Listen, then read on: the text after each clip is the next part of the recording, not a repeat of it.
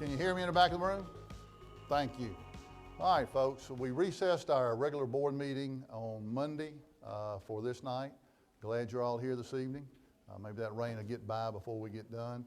I've got about, I think, 40 slides or something. I want to try to inform you. I'm going to use this as an opportunity to kind of educate those of us that don't know a lot about municipal government and where Brandon is in comparison to some of our sister cities and other cities in the state of Mississippi. If anybody would help me in the back of the room, I'm looking at somebody. We get some chairs over here against this wall for these folks that just came in. We're going to, look folks, I'd rather get you over here if possible, because we're going to be throwing some things up on this screen. I'd really like you to be able to see those. So we're going to get some chairs over here against this wall in the back corner over here. All right, thank you, Oli. All right, so let everybody get settled here just for a second. Here's one right here on the front row. I've heard he bites, but I don't know for sure. Not too bad, he said. But you're welcome to come up here and sit on the front row if you like.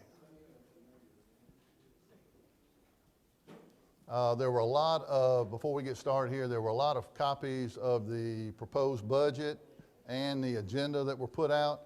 If some of you, I think we gave one to everybody in the room when they came in, but if some of those, you could share those. I think there might be a couple of people in the room who don't have one. And thank you guys, really appreciate that. All right, thank you all for being here. Mr. Robert, come on over here against the wall and get in one of these chairs. Mr. Robert, come on over here and get in one of these chairs over here against the wall so you can see the screen. All right, thank you, Chris, appreciate you doing that. There we go. All right. For those of you that haven't been at a city board meeting, we like to start every one of our meetings with a prayer and a pledge. If you would rise.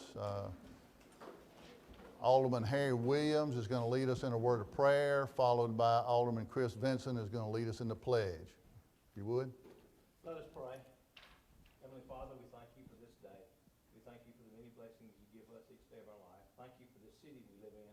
Father, for the freedoms that we have to come forward and openly discuss things. Thank you for this country, Father. We pray for our first responders here around the world. We pray for our military here around the world, Lord, as they are protecting us and putting their life on the line to keep people safe. Be with us tonight, Father. We're looking to you for our strength and guidance in our decisions. Watch over and protect us. Forgive us of our sins. In Jesus' holy name we pray. Amen. Amen. Attention, salute, pledge. I pledge allegiance to the flag of the United States of America and to the republic for which it stands, one nation, under God, indivisible, with liberty and justice for all. If you would please be seated. Andy, where's my tech guy? My screen just went out. Where's Andy's at?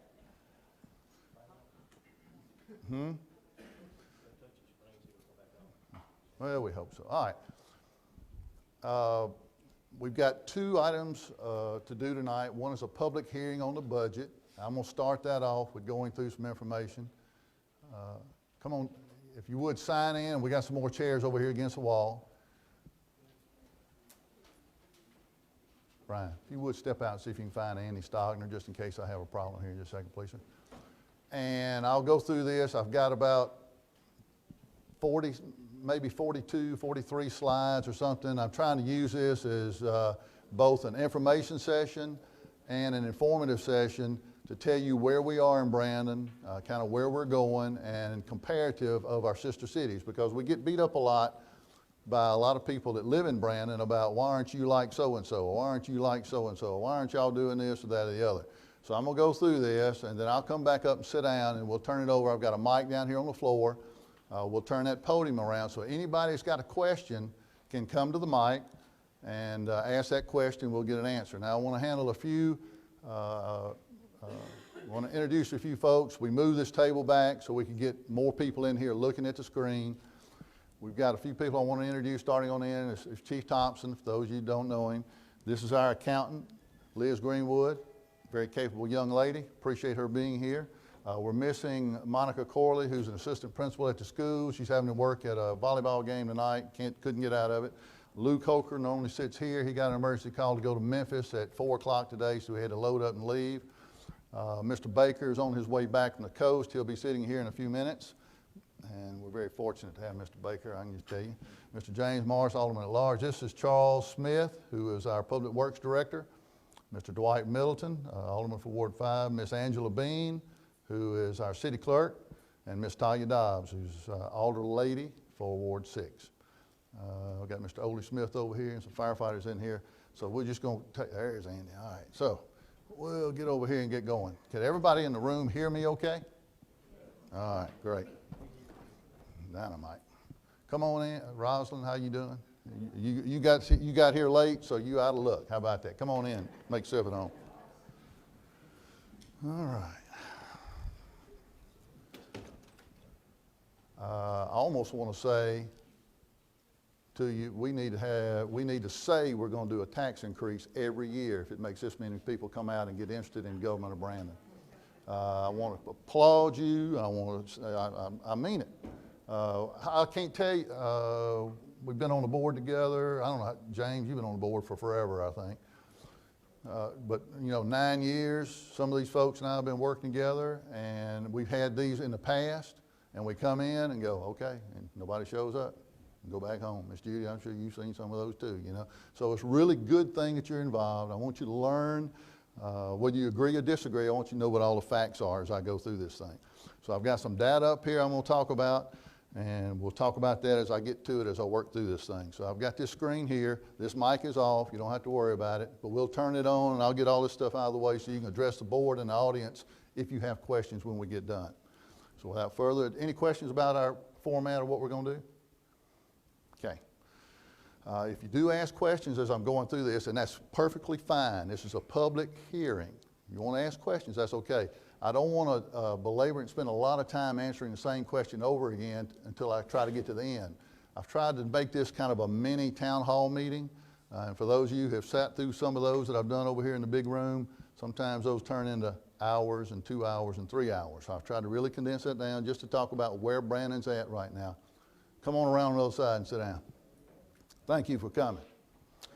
All right, so you done messed me up again, huh? Maybe you need to sit right here.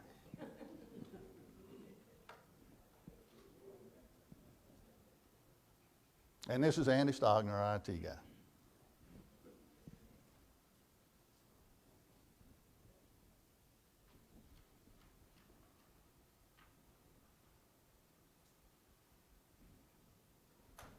Can y'all see that screen? Okay.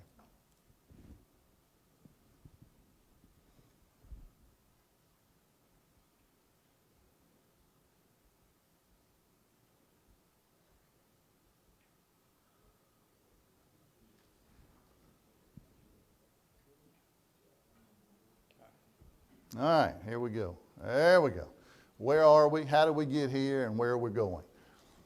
I can tell you that we're here today. We've paid off a lot of debt, got a lot more debt to pay off. We came in several years ago in a negative fashion. I'm going to show you where a lot of cities today are in a negative fashion. They just have figured out impolite ways to hide that. Don't like calling names, but I'm going to share some of them with you. Some of them are in the media. I can tell you that we've solidified our general fund. We've been in the bond market 3 times. We've increased our bond rating, which is a very important thing for government. We've gone from I think it was a AA minus to an AA in Moody's, and we're an A plus or just an A in S&P, which is a good thing. That's reflected in our discipline in the budget, and it's also, there's a chair over here against the wall if you'd like to get one right over here. It's also reflected in the amount of money we keep in the bank. So Liz's job when we start the process of budgeting is to go out a year from this September, end of this September, September 30th, a year from now, and we plot out what we want to try to maintain in the budget. This year is $2 million. We'd like it to be $3 million. That's another whole year and a month from now. And we start working back from there, looking at the revenue. Now, the revenue that we plug into our budget is based on last year. So we look at how much sales tax we got, how much ad valorem tax we got, and we begin to go back and say, okay, department heads, this is where we're going. And they all start flooding in. They come in with like, and I'll beat up on some of them, you know, $800,000 worth of raises and things like that. And it's just, those things just can't happen sometimes. So we do our best. So we try to piece together a budget that we'll survive on for a year. And that's the process. Liz does a great job. She is very conservative. And I like being very conservative. I'll show you a couple of those numbers as we get through them. So we've paid off things. You know, I get it a lot. We need to be putting more money in street resurfacing. I 100% agree. I got it. We forget that we hadn't paid off bonds that were put into debt in 1995 to do 4 street projects. We hadn't paid those off yet. We won't pay those off until 2021. 2 years ago, we borrowed $2 million at 1.7%, and we put $2 million, basically, I think we put $200,000 back in the general fund, but the rest of it we put in streets. We're paying that off in 5 installments. We've already paid 2. We've got 1 more to pay this month that'll put us paying $1.2 million, and Liz, you correct me if I'm wrong when I say this, $1.2 million at the end of this month that we put into streets 2 years ago. We've got 2 more payments to put in next September and the next September after that. So when we make the next payment next year on that, we'll have made 4 payments, we'll have 1 to go, and we'll do that again. We'll go out there and borrow $2 million, we'll put $2 million in the streets. That way we pay as you go. The problem the city of Brandon has got is that we took on debt with bonds. And I'm going to show you a list of 29 cities in the state of Mississippi, many of which are in harm's way in their budget because they use bond money to do everyday maintenance, bond money to pay salaries. You don't use bond money for that purpose. You use bond money to build things, permanent improvements in the community. You don't do that. Recently, if you looked at the Jackson Zoo, that's what's happened to the Jackson Zoo. They started using bond money to pay everyday expenses. If you've been watching Pascagoula in the news lately, hate to pick on them, but you know they've caught in a trap now using bond monies to do their everyday work. And one day the bank account gets down low and you have nothing left to pull from. What you wind up with is a negative fund balance. Starkville, Pearl, Jackson, Horn Lake, Pascagoula, I can go on and on and on. They're in harm's way financially because of doing that. Sure, this board could bond out $5 million, go out here and put that down on asphalt for 30 years. The problem with that is the streets are worn out before you ever get them paid for. And you're having to do it again, which is exactly what we're doing right now. We're trying to pay off streets that were paved back in 1995, I think. I think it was a 1995 GO bond. It had streets A, streets B, and all that kind of stuff. So where we're going is to be financially disciplined, to watch our P's and Q's, and pay our bills. 2 years ago, it was a tough thing for the board. We always had a debt service fund, but we never used it. So we took a hard bite at the apple and said, you know, with our debt out here, we're putting that money over here. We're not going to touch that debt. So we have a debt service fund that takes care of debt, and it's over there. And we live on what's left. And that's kind of what this is. So today, we're in a situation of about $600,000, up or down. Either we're going to vote to go forward with that. Andy, I'm losing my screen here. Andy, you do something to my screen? Either we're going to go forward with this $2 million increase, and I'm going to talk about that extensively in just a second. It's going to surprise some of you. And we're either going to do that or we're not. If we don't, then we're going to have to go back into the budget and carve out another $600,000 for next year. That's kind of where we are. Andy, you're killing me, brother.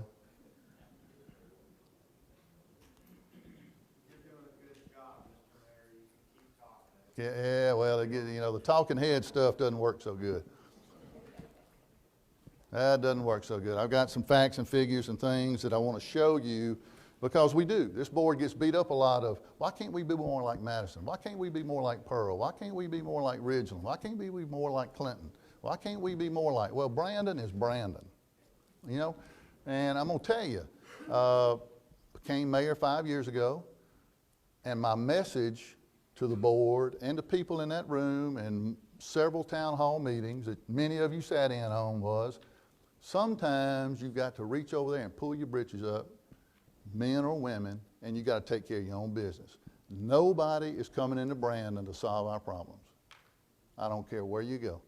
Nobody's going to ride into the city of Jackson with gold in the saddlebags to solve all the problems. Nobody's going to ride into Brandon to solve all those problems. It doesn't work that way. We have to solve those problems, you and us. So, and that's where we're going. I can see the light at the end of the tunnel. I plotted out all our debt 5 years ago, and I can tell you in 2020 and 2021, we pay off significant debt, $7 million worth of debt that we're paying on. And that's going to be take a break and just pause for a minute and take care of many other things that we need to be taken care of. So this meeting is based on, a lot of times you get thrown at, well, y'all not following state law. You doing this, you doing that. I'm saying, no. We have the best board attorney. You can ask any one of those board members in the state of Mississippi, in my opinion. That's Mark Baker. I'm telling you, he gets on to me, he gets on to them, he keeps us on the right path. And does he make mistakes? Yes, he makes mistakes. We're all human. I make mistakes and so do you. But we've got a board attorney that keeps us on the right path. I guarantee you, a lot of these cities out there around the state wouldn't be in the financial difficulty they are now if they had him working for them. So we advertise this 2135.5. That's what this meeting is about tonight.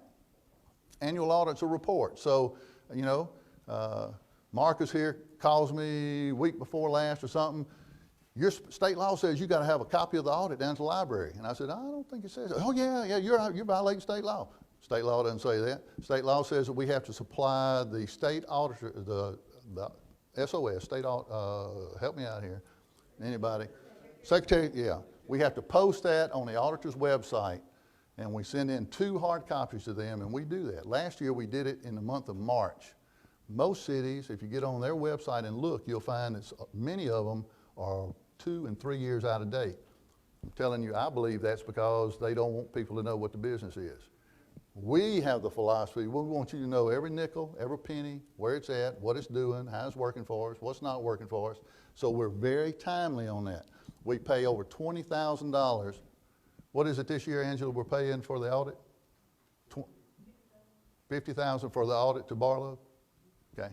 So we get an external audit that comes in and they test different systems. One year they'll test the police department. Another year they'll test public works. And they test all these things, apply financial tests to them. And we welcome that. Open it up and say, here, everything you go. So we're not in violation of that. Angela, there's also something at the bottom of that says publication shall be made one time by the governing authority of each municipality, shall be authorized to pay only 1/2 of the legal rate prescribed by law for such legal publication. So I don't know if he's been overcharging us or not, but we need to look at that. We're going to run that now. He might owe us some money. So I'm guessing some of you are here tonight because of this ad that showed up in the paper. And I have to fuss at the man because he's sitting here. I'm not going to fuss behind his back. I'm going to look at him and fuss at him. It says that taxes are going to be raised 18%. Couldn't be further from the truth. Out of bounds. Out of bounds. Out of bounds. Way out of bounds.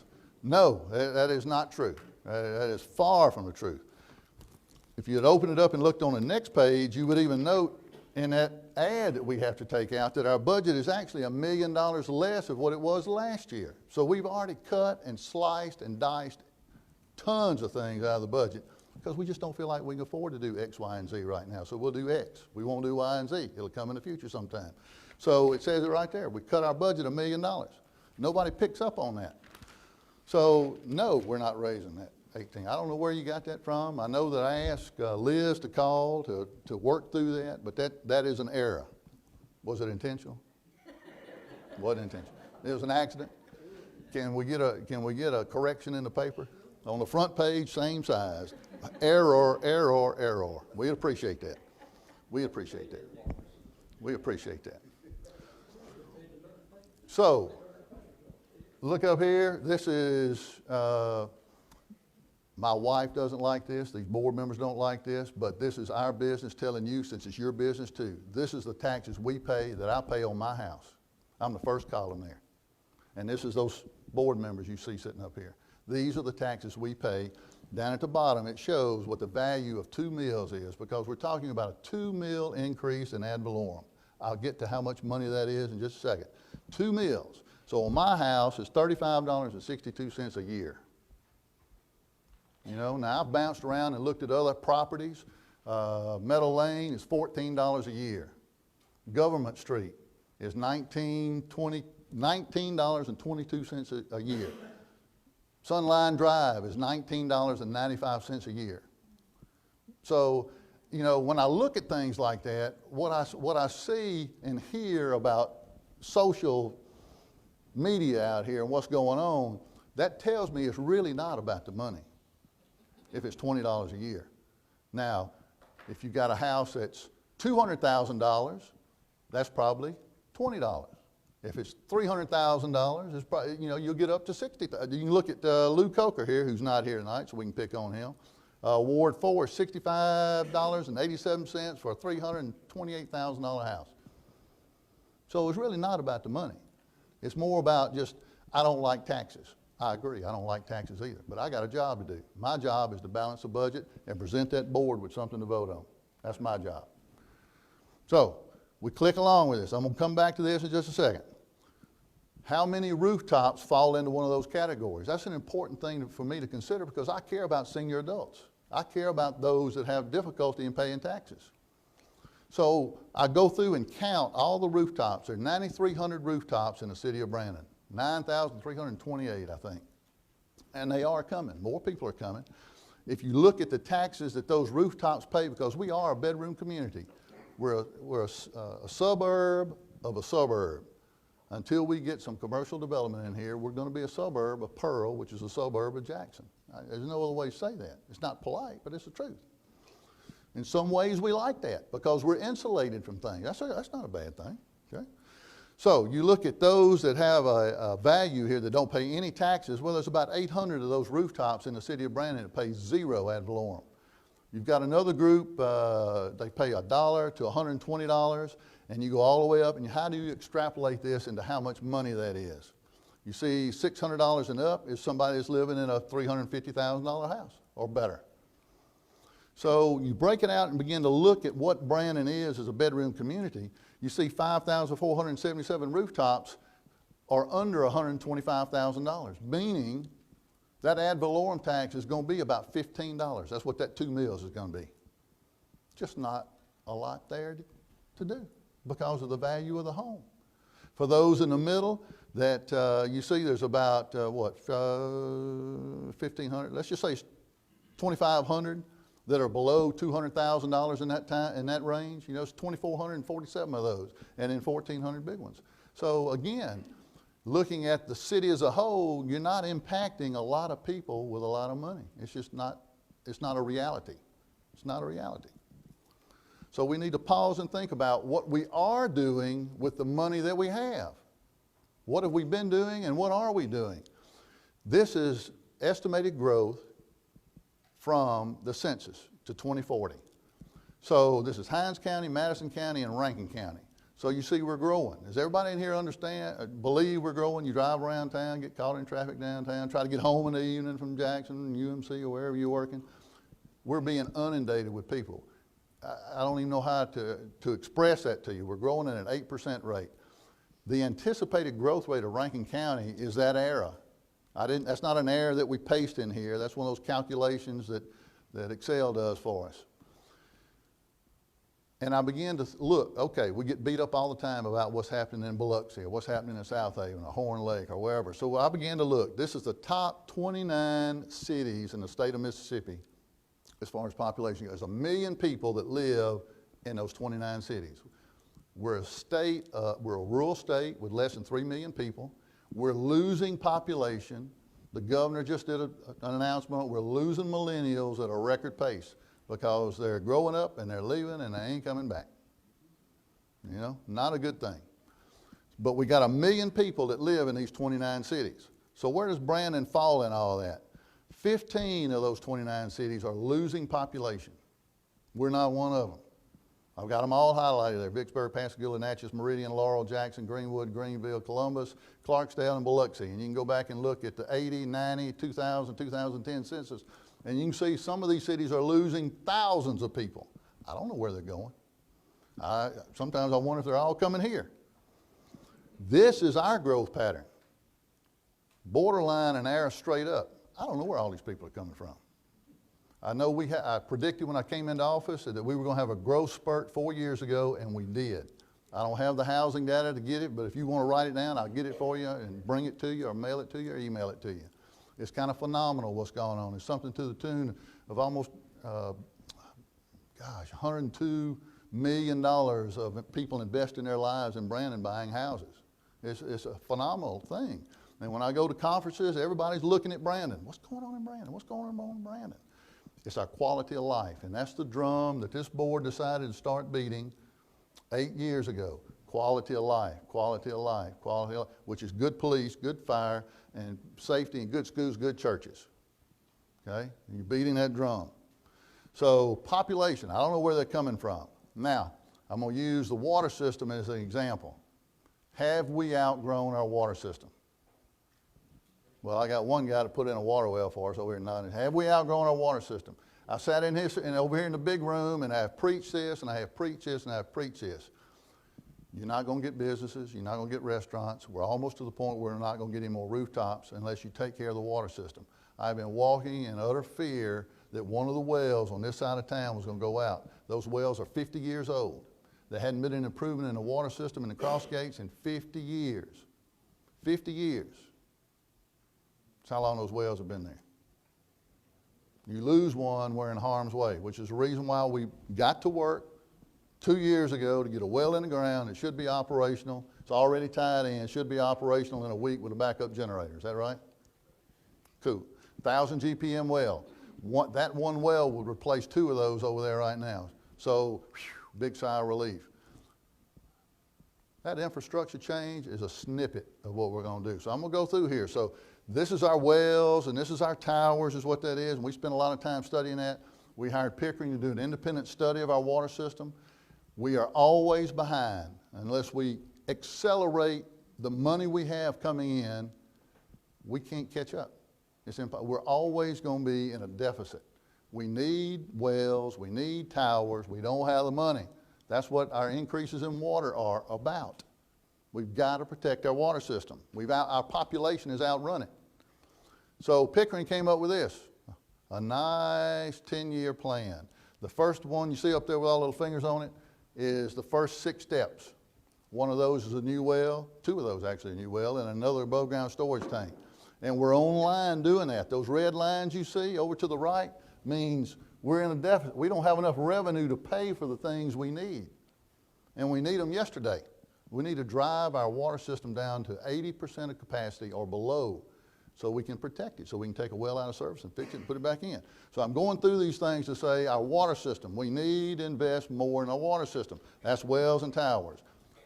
That little bit, has Brandon outgrown his water system? Anybody? Okay. If you can accept that we have outgrown our water system, meaning hotel comes in down here behind Chick-fil-A, we better be getting the water to them or they can't put a sprinkler system in to meet the very life safety codes that we require them to put in the building before they build. We got a restaurant in downtown, they got to put sprinklers in and we can't get them the water that they need that our own codes say they got to have. You see where I'm going? We've got to make improvements there. So yes, we've outgrown our water system. So if you can accept that premise that we've outgrown our water system and you put on a cap that says, I'm thinking of systems, water system, dispatch, public works, you name the department in Brandon, we've outgrown them all. And what's the impact? Our insurance rates, our water is 40% of our fire rating. Tax base, quality of life, you got to have water. So, has it had an impact on streets? Yes. Has it had an impact on ditches? Yes. EMS? Yes. Patrol division? Yes. Investigation? Every one of these is yes. You've got to have those things to have quality of life. Each one of these is a system unto itself. When one system begins to fail, they all begin to fail. So think in terms of systems and use the budget as a system to support all of our city departments. This is an average Mississippi city. I can tell you that MML, Mississippi Municipal League, did this study 5 years ago, and they got some feedback, and this is an average city, what you see up here. Property tax is 24% of their budget. Sales tax is 31% of the budget. Intergovernmental revenue, fines, franchise, miscellaneous. All those, that circle is what makes up a municipal budget. Well, what is it in Brandon? In Brandon, this is the way it looks. Sales tax is 47% today in the next budget. 27% property tax, and on around. Now, this is an interesting thing to look at right here when we get down in a couple of slides just a second.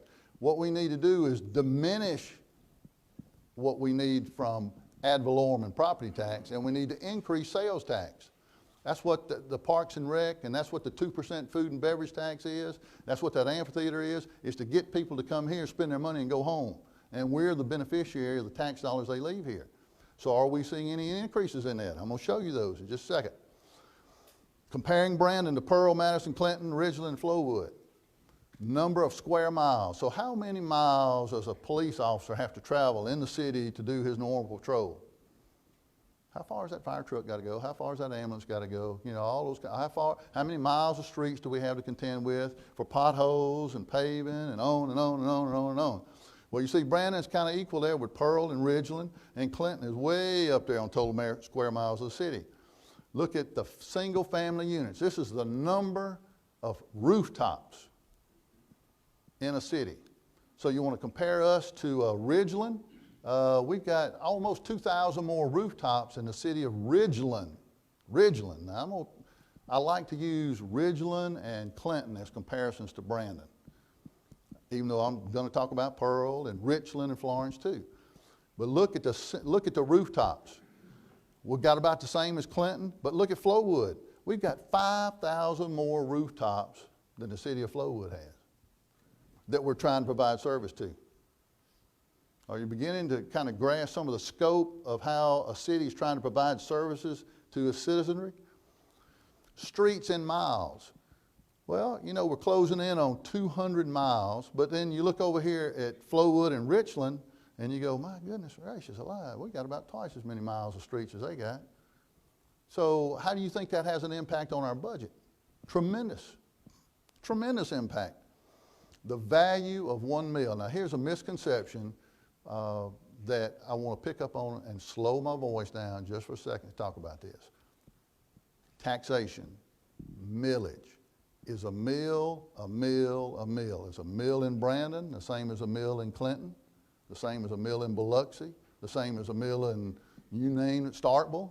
No, it is not. So if you have 20 meals in Flowood and a meal, and these are a year old, by the way, so I think Flowood's now is closer to $300,000. How much money is that? And then you compare ours to that. We don't have the commercial structure. Our mill, that's our tax base. It's smaller than everybody else. Clinton and Brandon are pretty much identical in their population base and what makes them up. Except we got more rooftops. Look at Madison and Ridgeland. Those are probably 500,000 numbers this year. So, you look at the value of one meal in Ridgeland, and it's $500,000. One meal. And we're sitting over here at less than $200,000. And you wonder why things can happen in Ridgeland and they can't happen here. That's part of the reason. That's part of the equation. Total tax revenue collected per resident. Now, this is a little thing I did. This is not scientific. And you need to remember, and please bear with me. I spent a lot of time thinking and doing and pulling out numbers. I'm going to show you some more numbers that you're going to go, wow, I didn't know that in just a second. If you took the sales tax and the ad valorem, those two things alone, and you added them together, and you divide that by the population of the city, that's what that graph represents. Ad valorem is collected and sales tax collected. Add those two together and then divide that by the population. So you'll see what tax dollars you're getting per person in the city. And you see where we are compared to everybody else. Look at Flowood. They got $2,000 per resident in the city of Flowood because of all the sales tax they get. We're the least of all those cities. So that tells me, I think we're doing a pretty good job with every tax dollar we get and every nickel in the pot. We can't put a chicken in everybody's pot, but we can sure pick up plug nickels and get something done with them. I think these department heads are doing a jam-up job myself. I spent a few weeks ago for the board. Andy, you lost me again. You got to quit playing with that thing, Andy. You're killing me, brother. I spent a few weekends ago on a Sunday night up here. I went through those 29 cities that I talked about. He'll get my graph back up here in just a second. looking at their audits. You can't really look at budgets and make comparisons to cities, because just because it's in the budget does not mean it's spent. The department heads and I have gone battle about that. Tell me it's in the budget, I care less. It don't, we'll try to do it is what the budget. The budget is a spending plan. It's not you're voting on you're gonna spend that money. You're gonna give somebody a $5,000 raise. The budget doesn't say you're gonna do that. That board up there votes to do that. So it's only a spending plan is what a budget is. Somewhere to carry us from point A to point B. Andy, I'm waiting on you. So I went through the state auditor's website. Again, that's where our audits go. And I looked at 29 cities and how much money they had. So is this a question of money or is this a question of population? Was what I'm going on with. Andy, I'm gonna get Thompson to thump you now. They better not have kicked the bucket. We'll go over there and put it. We'll go over there and put it on that wall. Can you hook me up over there?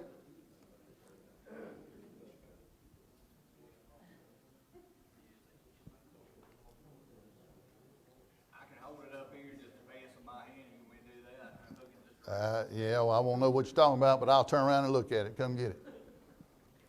Or can you put it on that shelf over his head? Or would you rather do it, whichever's quicker? I can put it up there. Yeah. Is that just as quick as you going over here? Yeah. Don't be jerking all these wires out now. You're going to worry me.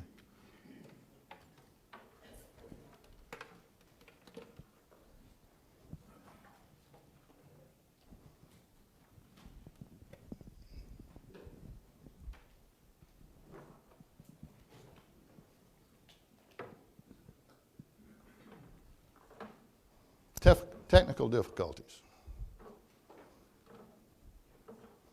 Trip hazards. All right, Andy. What are we waiting on here?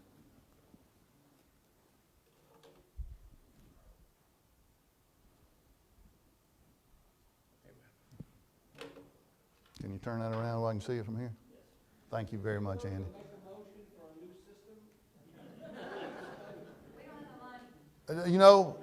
I know you giggle. I'd love for the board, because the board wrestles with, you see, we turned the lights down in here and we turned everybody so you can see this screen. Normally this room is set up looking this way and you can't hardly see the screen. I wish we could put an 82 or an 88-inch TV up there so it would be really clear, because Public Works, Community Development come in here and show us things from time to time. It's difficult for you to see.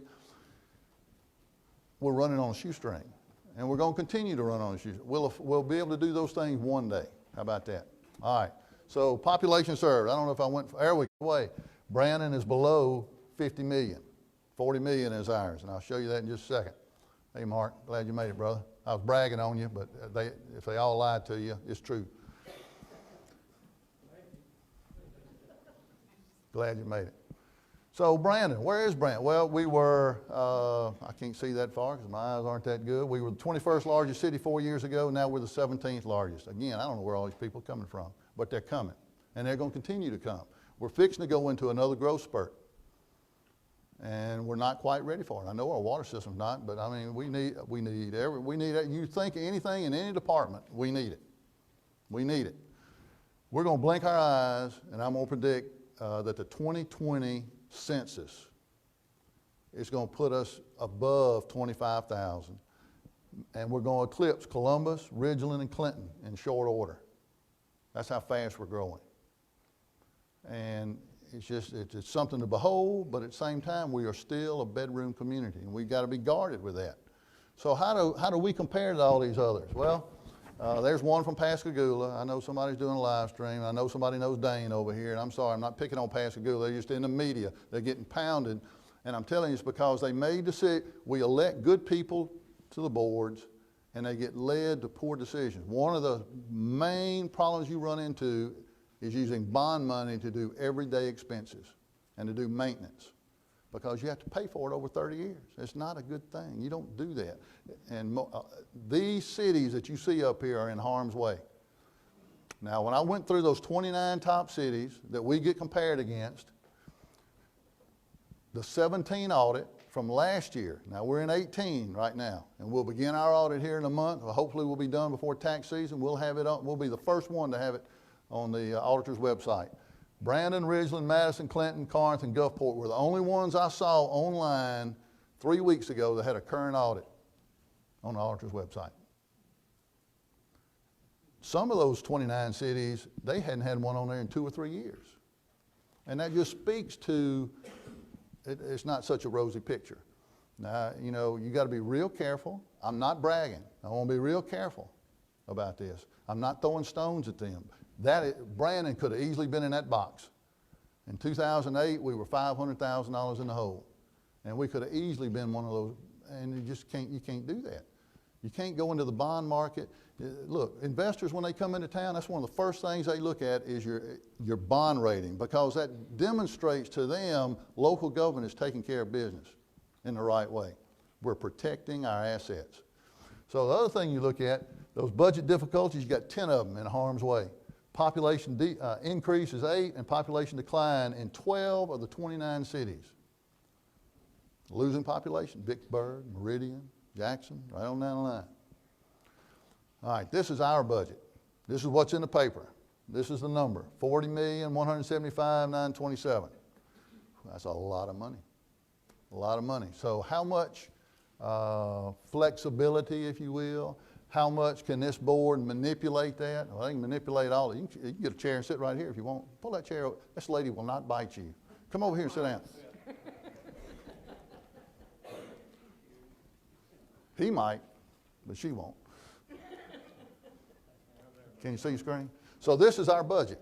So how flexible is this board in manipulating $40 million? And that's what I want to go through right quick. So these are the funds that make up that $40 million. We've got the enterprise fund, we've got the general fund, drug seizure fund, amphitheater fund, sanitation fund, and debt service fund. Those at the bottom, we don't touch. That's taboo. You don't do that.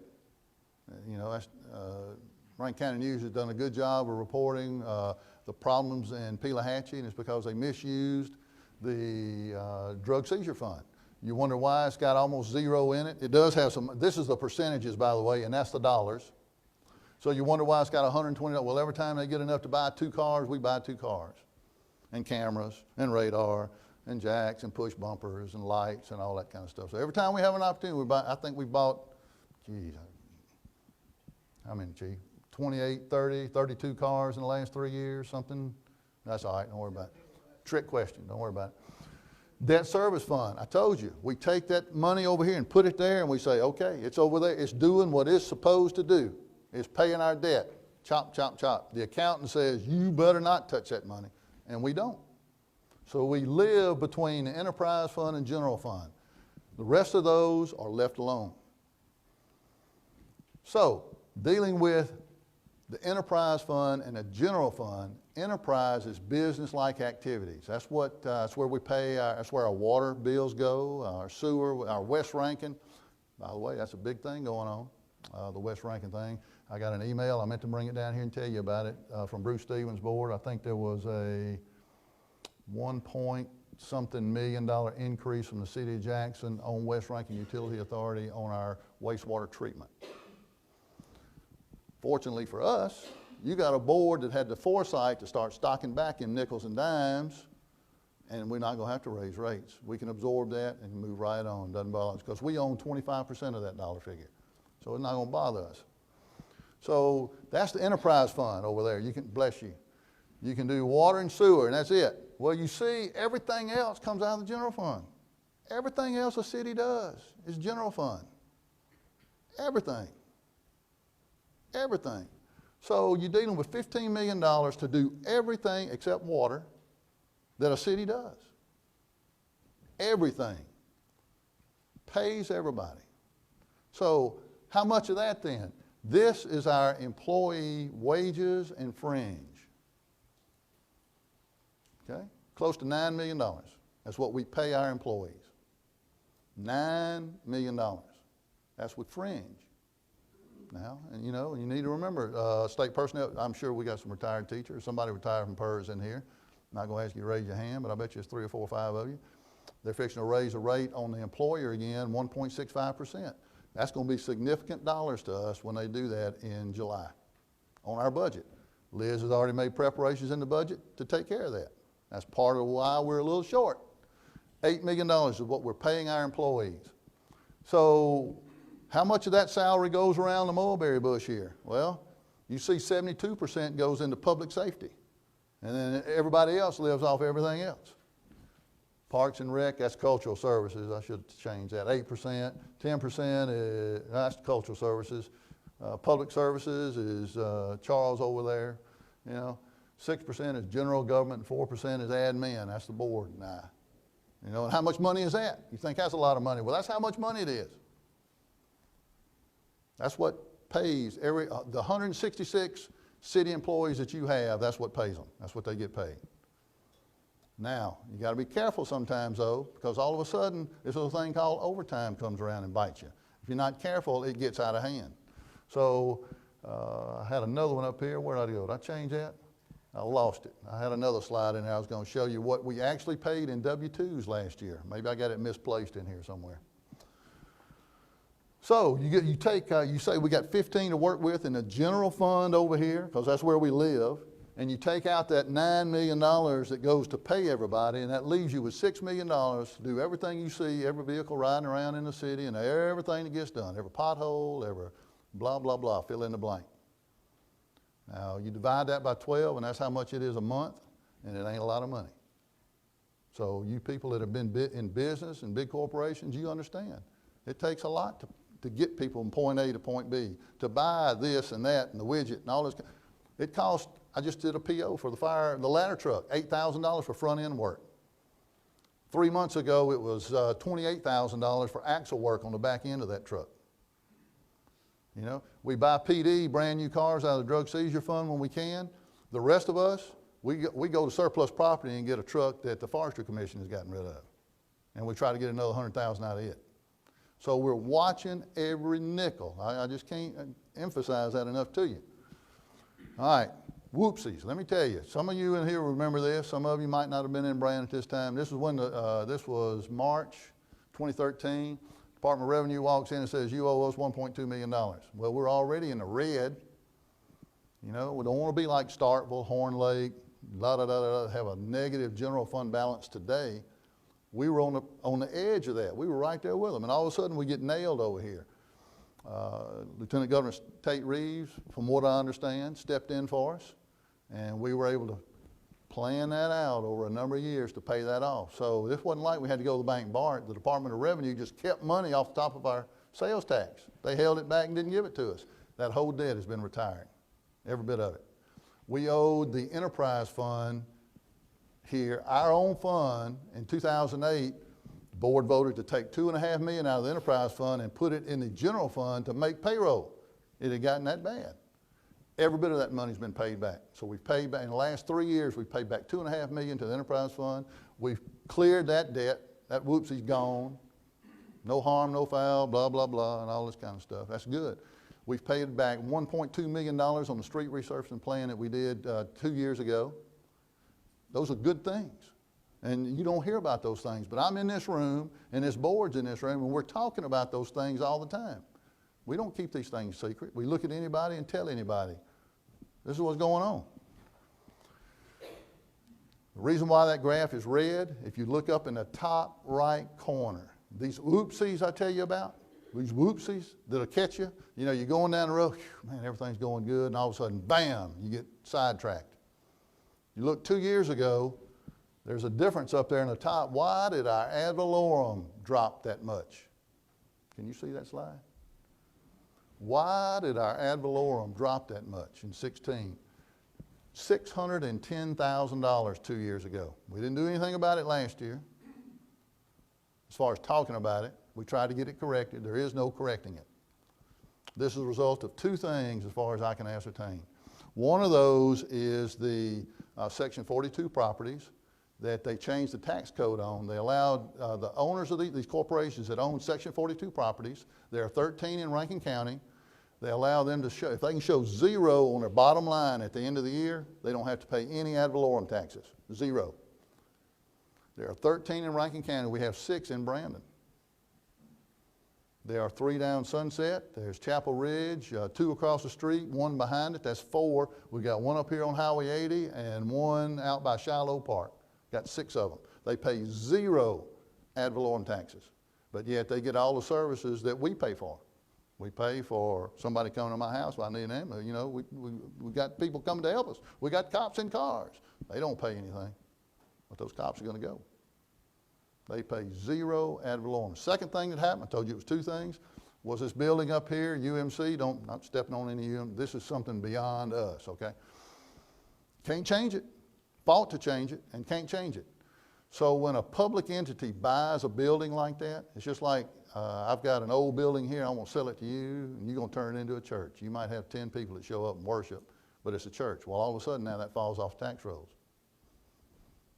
Our guys still got to go if something happens. Well, the same thing happened with that building. It fell off the tax rolls. That's about $100,000 we lost out of ad valorem, and it's gone forever until they decide to sell that to somebody and turn it back into a business, an operable business. So we lost that tax money.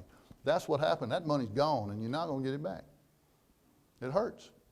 So 2 years' time, that's $1.2 million that's come out of our budget in ad valorem, where we try to provide services out of. 2%, because I know our warriors in here fuss about the amphitheater and fuss about the 2%. It ain't doing what it's supposed to do. And I say, well, good grief, give us a break. It's only been 6 months.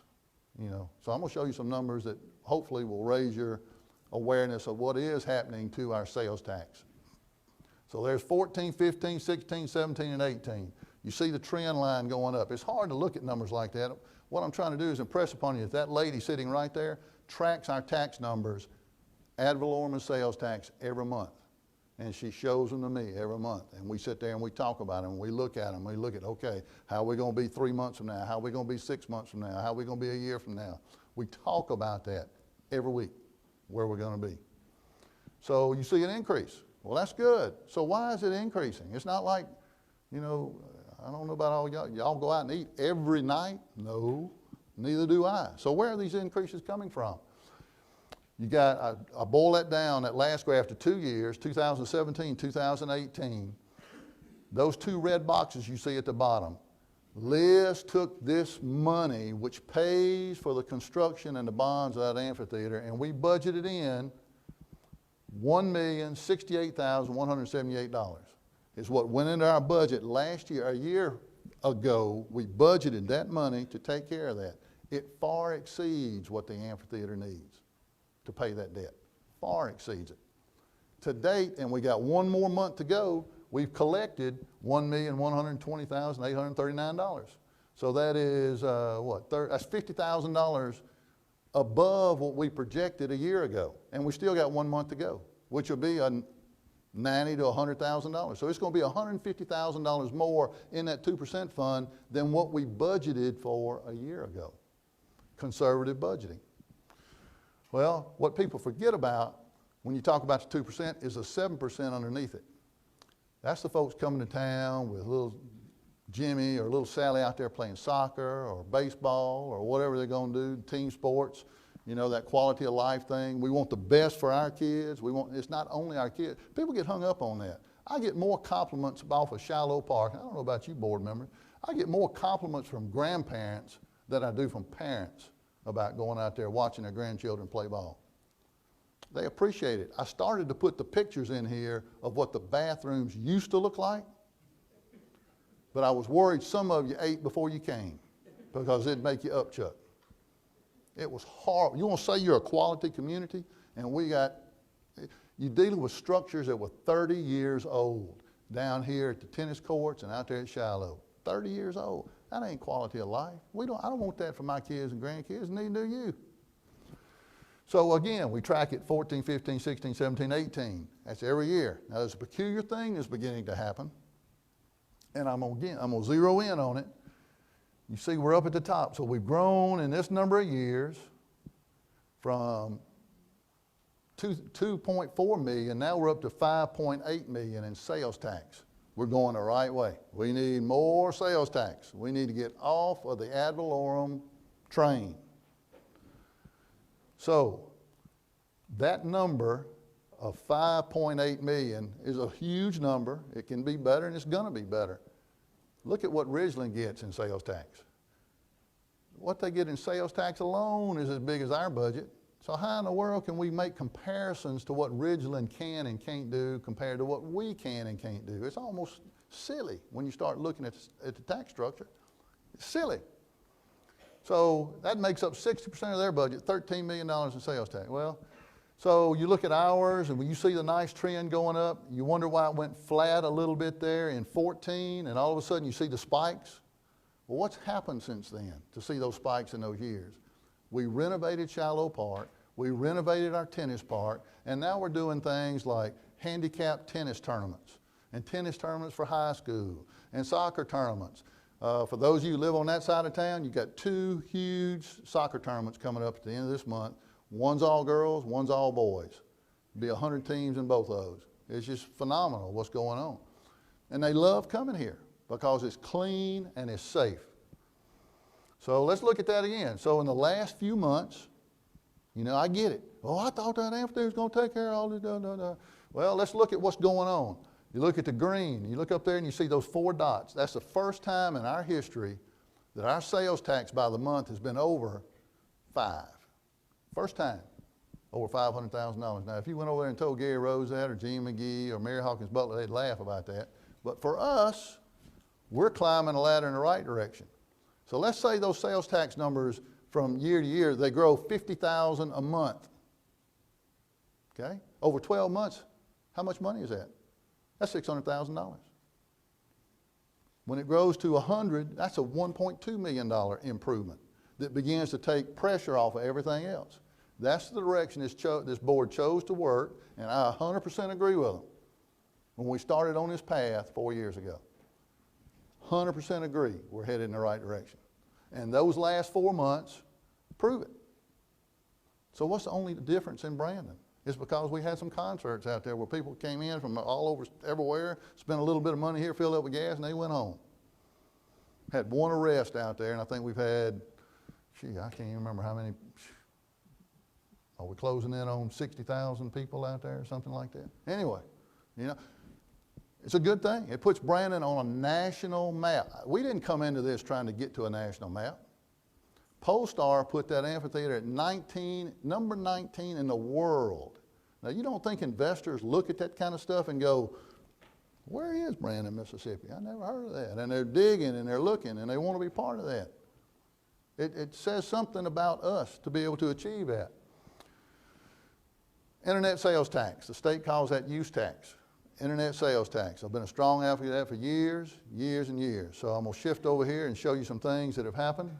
How much money is that going to be to us and that kind of thing? I'm just about done. I think I got 2 or 3 slides left.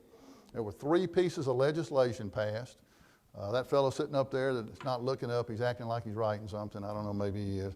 Had a strong hand in those things that happened at the Capitol. The first one, House Bill 1, was breaking up the internet sales tax, otherwise known as a use tax, to assist municipalities and counties. So ultimately, we're going to get 15% of that coming to us, which is going to equate out to over $600,000, and it probably will grow because people are going to continue to shop online more and more and more and more and more. I mean, even Kroger now has begun delivering groceries where people order them online. You're going to see more and more and more and more of that. However, that's not a check that's going to fall in a checking account right now. You see, that's a phased-in deal. 3 3/4% of that use tax will be deposited into a special fund in 19, 7.5% in 2020, 11% in 2021, and 15% the full part of it in 2022. So it's a 4-year phase-in to get us where we need to be, and it's a good thing. You know, several people at Capitol asked me how I felt about that. I'm up and down. It's a good thing and it's not a good thing. For the whole municipal league, which is made up of 300 cities, it was a good thing because Alligator, Mississippi is getting $10,000. They might just go down the list of the smaller cities. For a city like Brandon, we have 25,000 people that are using the convenience of shopping online. So it kind of diminishes us a little bit. So they found a way to balance that out, and they put half of that into population and half of that into sales tax to come up with that overall number. So we are getting some benefit from having numbers of people here. Second thing they passed was the lotto bill. And I get people come to me in the hall and they ask, and whatever your personal thoughts are on lottery and all that kind of stuff. When it was very obvious that it was going to pass, the question I asked was, are you going to put sales tax on that? So if we're getting sales tax out of it, that's a good thing, and it's going to help us. What those dollars are going to be, I don't know, but we'll get them. Third thing that settled out was the BP settlement fund. We got, and I've got these pages up here, by the way. I've got multiple copies up here. I don't have about 10 or 15, but I'll get you another copy. One is the sales tax from that House Bill 1 that we would get, and you can look at any other city on here. I think Pearl's getting $9 million out of it over time. Flowwood's getting 7 or something like that. You can look at those things if you want. And over here is all the special projects that BP settlement fund is doing. So East Metro is getting $8 million of that, and we'll go to work on that. And we'll try, first out the gate is try to get Cross Gates Boulevard straightened out, getting in very bad shape. We resisted putting any money into Cross Gates Boulevard because we keep getting told it's coming, it's coming. Well, we got a chunk of it, $8 million. We've got $2.5 million left in the East Metro fund, so that gives us $10 million that hopefully we can do something with that in pretty short order. So I've got all three of those bills up here, House Bill 1, Senate Bill 2001, and Senate Bill 2002, if you want to look at any of those. All right, I'm going to shut up. So what I'm going to do is bring this microphone over here.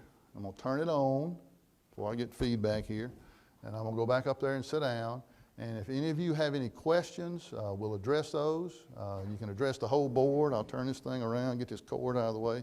And I would ask that you come up and state your name, since this is a public hearing, and just ask your question of the board or me or whatever you'd like to do. I want you to be comfortable up here, and we'll go on from there, okay? Before you get comfortable, I just got one question. Yes, sir. What's going on with Grantsbury property? Anything happening? Why would you ask me that in a public meeting? Well, I have just a few comments that you said in your statement there. With your permission, I would like to answer that vaguely, because I want to answer your question. I'll tell you it's closer, a 2-lane road to connect 471 and Trickham Bridge is closer than anybody in this room would believe. It is. I could show you on my phone where I got an email from the Grants Ferry group this afternoon. And I'll be glad to show that to you if you want to stick around after we get done. It is very close. Now, for the rest of you, the importance of that is on that side of town. I tell a story like this a lot. The board gets tired of me talking because they've heard me say these things so many times, and thank you for your patience. If you took your hand up here like this, and you said, this is Cross Gates and East Gate. This is all those rooftops. And you turn around and flip that out here. You've got that much property to build another Cross Gates-esque size area out there. You got about 800 acres inside the city of Brandon that is ripe for development. And when that begins, then you're going to see exit 59 begin to flower. So if you don't, either that or come back tomorrow, I'll be glad to share that information with you. Wouldn't that take another water well over there? Pardon? Wouldn't that take another water well? You know, they want to give us the property for a water well and a water tower. They want to give us that property. Yes, sir, it will. That's in that 10-year plan. And I've got that 10-year plan right here on the table if you'd like to look at it. Right? Yes, sir. Before I was.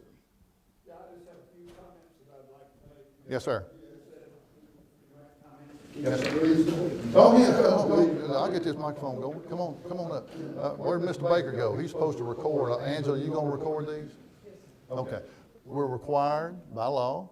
That's why we got the sign-in sheets. And if you haven't hit that sign-in sheet, we would very much appreciate you signing that. And then if you would state your name and your address, come on in here. And that way we'll record that as part of the public hearing. Let me make sure this thing's going. Let me make sure this thing's working good. My name is Jim Wright. I live at 100 Chalet Strauss, which is better known as Debtor's Row. How about that? That's good, Mayor. Can everybody hear? Listen, Okay. I am looking at the paper Yes, sir. from last year on the 24th of August, where you said, talked about the 4 meals tax. Yes, sir. All right, if you remember, at the end of the year, 5 meals was placed on by the Board of Supervisors for the schools. So we had a 9% increase in millage last year. All right, and I see here, I'm not the only one, I see here a lot of people that are drawing their Social Security to supplement their income. Yes, sir. For several years, we didn't get anything out of Social Security. Last year, we got a 3%, and I wound up getting the same thing I did in the previous years. My wife made less. But in the meantime, we've seen the alcohol by the drink tax, tax on the restaurant, tax on the hotels, raise the water rates. A 2-person just about household now, their water bill's right at $75, because you got 21 plus the flat rate plus whatever water they used, and it's running about $75. So a lot of people here are dependent on the Social Security, and like I said, I depend on it. In closing, I just got 2 or 3 compliments that I'd like to make, and you have clarified some of them. I was going to ask this audience, do you know who does our taxes? You covered that. I was going to ask about our bond rating, which you covered that, but you didn't say how much we have outstanding in bonds. That's why we got the accountant here tonight. So how much in bond indebtedness do we have, Leah? All in bonds? Okay, that's not all in bonds. That's our total debt. Okay. 77.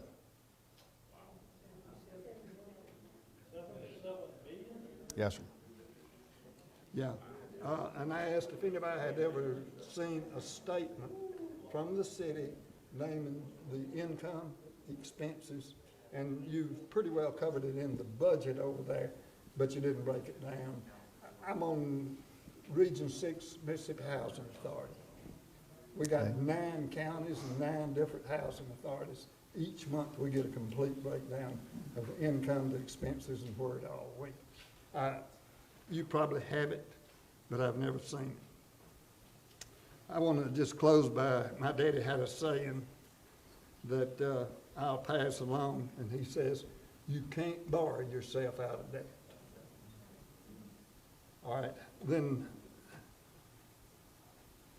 I'm of the opinion that, and you mentioned it a while ago, picking up that 600,000, if it takes tightening your belt to live within the income, then I would suggest it. This, and Mayor, I respect you and I respect your office, but I've got to say this because I saw you on television today and it looked like a photo op. Well, they're still running back here. You want to look? No, I don't have to look at it. I don't call them. They come looking for me. No, I don't have to look at it. I am looking right here to where you said last year that this 4% would cover revenue to revitalize downtown. Well, that's what you said today on television, but that's what this 2% was going to do. Last year, can I? You can Oh, say you whatever you want stay to. right here. I'm through. Oh. Like I said, I All thought right. that was a photo op that you did today. Well, I don't do photo ops. Well, I think so. Last year, we approached the board about $6 million increase because 3 things were done.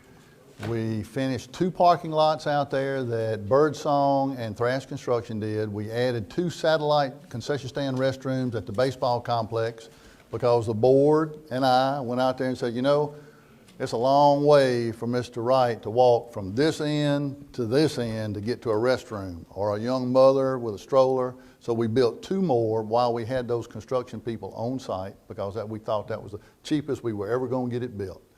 And $1 million for downtown. So Okay. that was, that 3 and 2 and 1, hang on, one second. Go It ahead. doesn't mean to interrupt you, sir. So we came in here and expressed that in the context of don't want to raise mills this year, 6 mills. Our recommendation is 4 this year and 2 next year. I never saw that before until this come out today.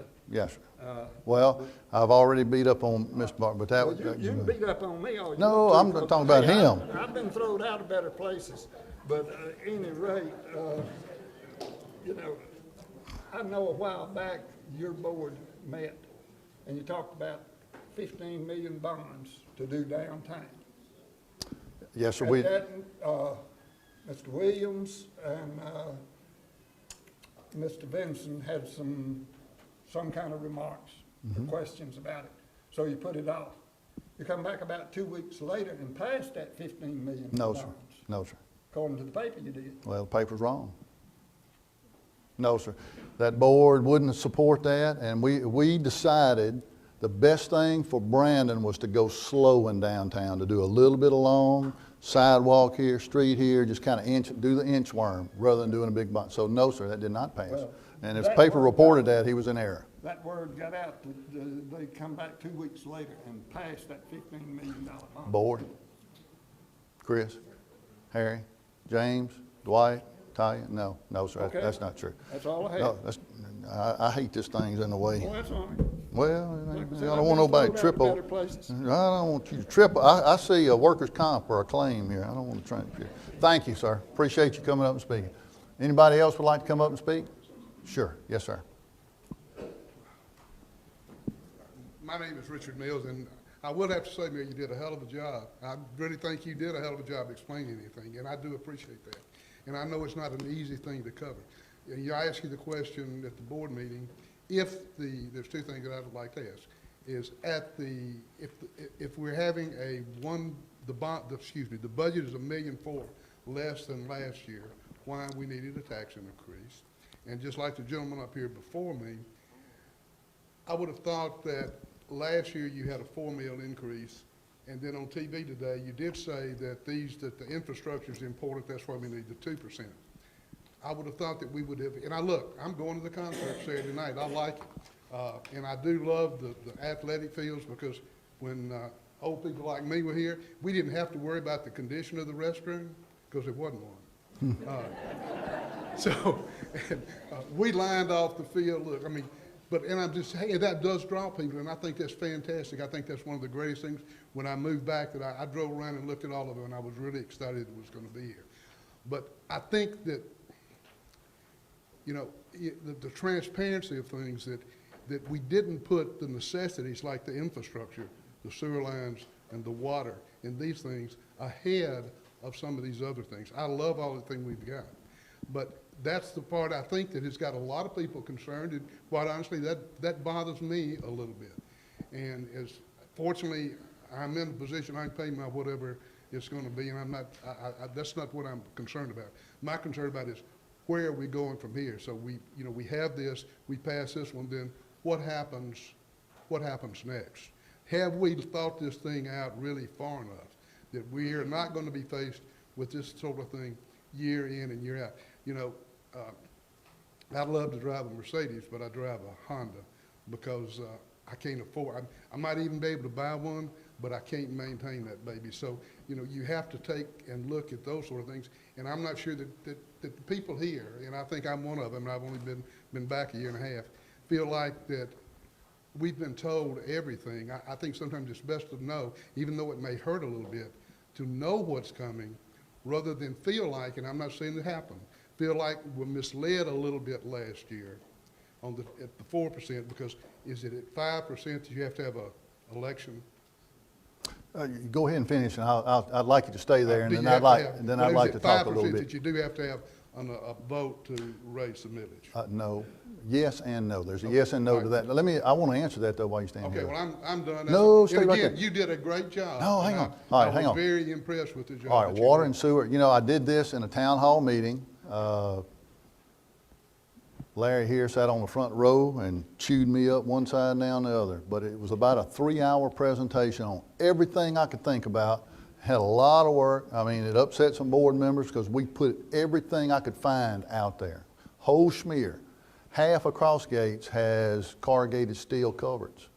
Guess what? They're all rotten. As we begin to fix streets, we got to dig all those up and replace all that. Just stuff like that. So it's a big number to fix every street in the city of Brandon. It's a big number to fix all the water. We've got infrastructure in downtown that is, I meant to bring it down here. I found, where's Matt Dodd? Is he in here? Remember something? There he is, hiding in the hall. Yeah, you're in the hallway, Community Development Director. Yeah, we need to point him out. Anyway, he found where the original water system was incorporated in 1909, I think. And I'm telling you, I believe we got water pipes in downtown Brandon 100 years old. Oh, I think you do too. I've been here, living here since 1971, and I understand all of those, but my question was, would some of those things, should they have taken precedent over some of the more glamorous things that we've done, which I like? That's right. All right, let me zero in. Can I say something? Sure. Yes, sir. There's a lot of confusion about that, and the things that you're talking about, the amphitheater, shallow park renovations, those kind of things, you talk about the glamorous things, that was a referendum that we put out and said, hey, if you pass this 2%, this is what we're going to build with this. You can't use that money for anything but what's specified by state statute. So, I mean, there's a lot of confusion about it, so it's not like we're taking away from streets and sewer to build a baseball field. I don't disagree with you, but I'm telling you, so much of it is in the perception. Yes. That it is. But what I would like to do is, let's see how much money that it's gonna take, and let's just throw it out there and do what we need to do and get it done. You missed it, that's the last year. I agree with you. In principle, I agree with you. Now, a couple of things. We did get $2 million for water and sewer for downtown. I mean, when we start digging up those water and sewer lines to replace all that, we still got $2 million in the bank that we hadn't acted on. So it's still sitting there to begin that process. We pay off, there was huge sewer things done all the way around Brandon. 18 down there was going to blow up and be this next big commercial thing down there at Stonebridge. We've got, I'm glad we're having this conversation. Don't move. We have 35 miles of water and sewer line outside the city of Brandon. Now, if Lou was here, Lou would tell you, because he and I have talked about this, he's voted to approve things over the years that he regrets. Okay, but he made a decision and voted on it. At the time, he believed it was the right thing to do. Today, it's hard to look back 20 years and say, this is what's going to happen. The same thing happened with Murphy Atkins. Now, I'm hoping 90% of the people in this room know Murphy Atkins. Great guy, man. I love him to death. He was on the city board when they put the Cane Circle water tank up. And they had this big discussion, that's back when it was 5 board members, about whether to raise the hospital tank to a higher elevation to match the new tank. About $89,000 and change at that time, back in the 70s. They decided not to do it because it was too expensive. Well, here we are today. We're going to have to put up a new 500,000 gallon tank over here, and then we're going to go cut the legs off of that one and raise it 40 feet to match the new one. If they had just done that to begin with, you wouldn't have the water pressure problems in Cross Gates. But at that time, nobody even knew there would be an East Gate. Nobody even knew Summit Ridge and Ridge Road, all that didn't even exist. So it's hard, I agree with you, it's hard to see 20 years out there. But we did put a pencil to it. Charles Smith and Matt Dodd have spent an enormous amount of time just on streets calculating how many dollars it's going to take to fix every street. I'm a proponent, and I've got board members that are both ways on this. Tupelo did this. So you think about it and give me some feedback. You don't have to talk about it any more than this tonight. That 5%, 4 meals and 5 meals thing you were talking about, if it's over 5 meals, the citizens have to vote on it.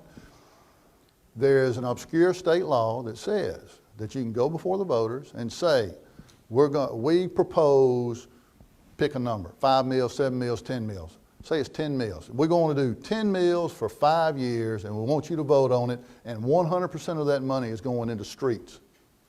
And if the voters vote to do it, then you do it. And I've proposed, that's what Tupelo did in the 1980s. It passed the first time 54 to 46, and every year after that, it is passed in the 80% range, because now they fixed every street they've got, and now they're actually building bridges and bypasses and everything else with that money. But it has to be a voter decision to do that. So you're right in that context, but you can do more than that. You can also raise the millage 6, 8, 10. 5 years ago, this board, we had a discussion about, we got to get out of this, we're in a hole, we got to get out of this hole, and we got to get out of this hole now. We terminated quite a number of people. We reduced our workforce down to about 150, slice that off, and the debate was, do we raise our millage to 6 mills, 7 mills, 8 mills, 10 mills? And I think if we had pushed it, there was enough board support at that time to say 10 mills. We got to get out of this trap.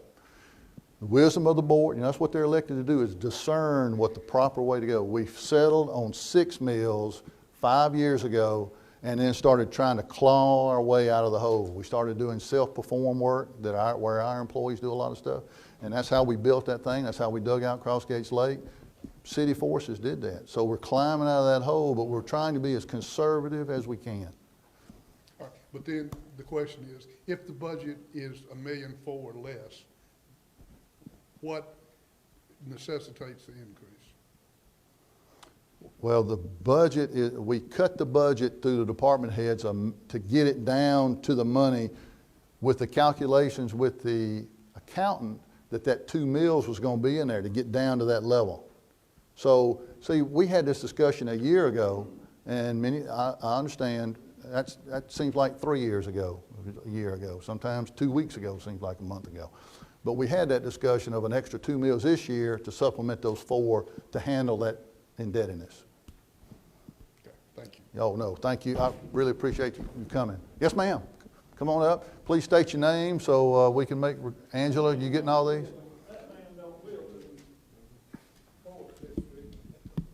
There we go. Does that work? Hello, my name is Emma Anderson, There you go. and I live off of... Can y'all hear? Everybody, I I know. live off of Busick Road.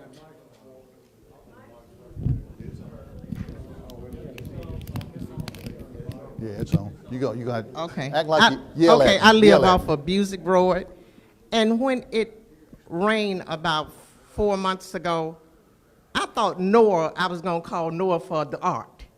I mean, it was just that much water that we had. I got in my car, drove around. It was so many neighbors. I mean, their cars and everything. It was just a mess. And we got a subdivision that they done cut down all the trees and everything, so we get all their water. We get everything. We're in the lower part. But when y'all built it, it was just for that subdivision, not for all the rest of the subdivision, the new one that y'all done built up there. That is wrong. That's killing us. I agree. That's We killing we us. hadn't built anything though. No, y'all hadn't built anything. Okay. They hadn't put the houses up yet, but they working on it. Don't move. She is right in a context. I have to look at the city. This board looks at the city. The city has made errors in the past. And at the time they thought it was the right thing to do. We spent close to $250,000 fixing Busick Well Road and getting it all straight. I had to dig it up and put it all back down because it was a mess, because nobody ever thought about bonding a street when they started putting those streets in back there, right? Right. Okay, hang on. I got you. It's a problem now, and we got to figure out a way to make it better. And Charles has got a plan, supposed to start working on that ditch. Chris and I look at him and say, when? It's kind of like this Highway 80 thing. When are we going to be done with it? When, Charles? When? We hear you. Now, for the rest of you, we are undergoing a development ordinance update that's, quite frankly, builders are not going to be real happy with, because we're going to be looking at pad elevation, street elevation, curb elevation, all those things that cities should have been looking at 20 years ago, but just nobody knew, That'll help on your tax money. We're doing the best we can with every nickel. Yes, ma'am. Yeah, because We I know. used to go to school. I mean, they had the bus, the buses was parked on Busick Road. We never had that problem before. Never. And I'm 70 years old. We never had that problem before. 70 years I am. old. Wow.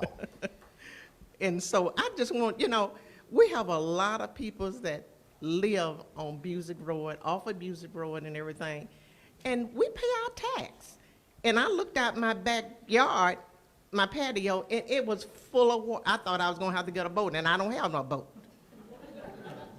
And another thing about the water, I have no boat to wash. I don't wash my car. I go to the car wash and wash my car. I don't use a sprinkler. I don't water the grass less than God does it. So my bill has went up, and just me and my husband there.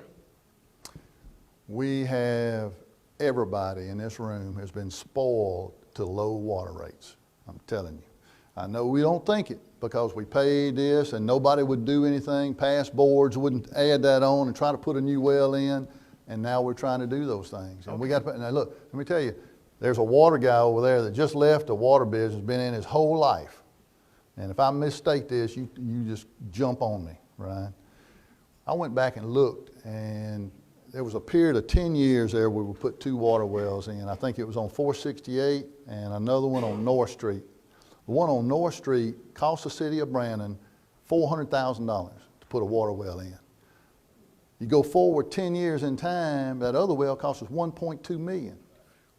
And I'm going, now, 10 years, 200% increase in cost. Well, that's steel and people and all that kind of stuff. This new well we're putting in is a 1 point something million well, isn't it right? So, you know, it's just, costs keep escalating on us. And, you know, I told them, I know we talked about the media and all that kind of stuff. I said the same thing to them. I said, you know, your employees are buying, your city is buying a gallon of gas. I can't remember, Liz figured up today how much our fuel man cost was last year. Everything's going up, and it costs government more to do the same thing too. But you got water coming down Busick Well Road. The culvert under the road is too small. It's jumping the road and flooding people's backyard. Yes, it is.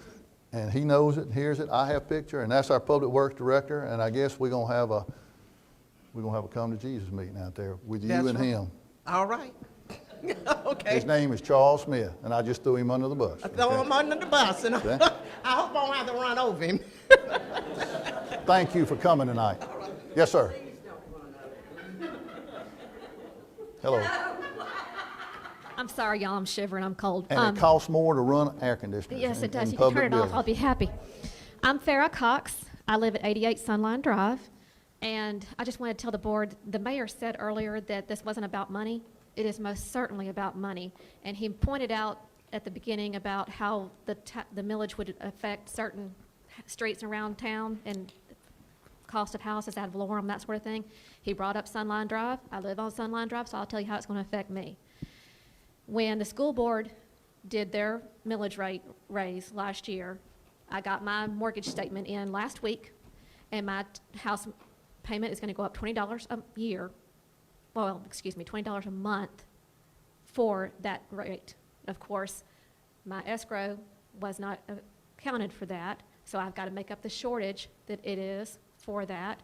So my house payment is going to go up $40 for this next year to cover not only what was short, but what was to be for the school board raise. If y'all approve this tonight, it's going to happen to me again next year. By the time I get that shortage paid off from the escrow from the school board, I'm going to have a shortage from the city, and I'm going to have that $20 plus another $20 plus another $20. And these folks in here that are on Social Security and that sort of thing, they're not the only ones who are on a fixed budget. Both my husband and I are state employees. We don't get overtime. We don't get commissions. We have X number of dollars every month to work with, and we're state employees. We have not had raises in years. So, yes, $40, $60 does matter to us. And I don't think anybody disagrees that, yes, we need to make some improvements around town. We're outgrowing ourselves. Yes, we understand money is needed for that. But most of us are just now getting ready to adjust to this school board increase that we all voted for and agreed we needed to because we've outgrown our schools and we needed to improve that. So it's not that we disagree with that. Just give us a chance to adjust to the one thing first before you put another thing on us. Give it a year or two, then let's do this. Thank you. Thank you. Thank you, Farrah. Yes, sir. You're going to have to raise that microphone. They can't hear you. Okay, well, I'm gonna speak loud anyway. All right, get at it. My name's Bo Lucky. I live over in Spears Crossing. I I guess my concern is I come here tonight expecting to hear about this 2 mil and what it's gonna cost. And the first thing I hear you say is the taxes, you throw out numbers on taxes. And you said, I believe it was $60 a year increase on houses valued around 300,000, I think you said? Probably, yeah. Okay. Then you threw out a tax number of a house, a rooftop at 300,000 being $600 a year? No. What, I'm sitting back here, so I couldn't hear it all, but that kind of confused me because I pay $3,200 a year in taxes for my house. All right, so a 2 mil increase is probably gonna be more than $60 a year. No, it's only on the city portion. Okay. All right, well, I know I pay more than $600 a year on this, on the city portion as well. There's no way I'm paying $2,400 a year on the county. But my other concern is, you talked about the water infrastructure, and they've covered this already. My water bill was $200 and something last month. My water bill fluctuates from $90 one month to $150 to $210 to $80 to $160. I don't have people moving in and out of my house. Last time I brought a new person home was 2 years ago. But every month it changes. When I lived in the county, I paid $30 a month for water. So where is this extra $170 going that I paid last month? If you need extra money from taxes to pay this infrastructure, where's that going?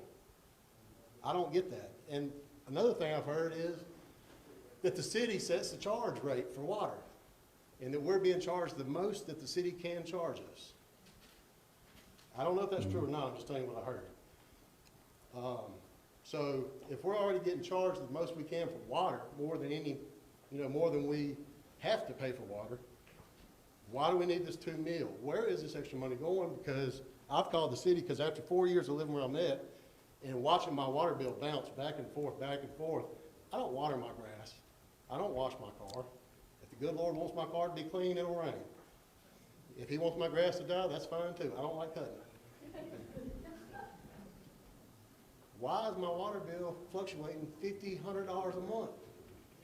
It makes no sense. Everybody's doing the same thing. I mean, Saving it to $100. literally mine went from $90 last month to $210 this month. Nobody moved into my house. That's fine. Let's keep it to whatever the question is. Right there. Well, the Come on. question is, all right, this millage. First of all, so you're telling me that $60 a year is what I'm gonna pay extra on top of what I pay now?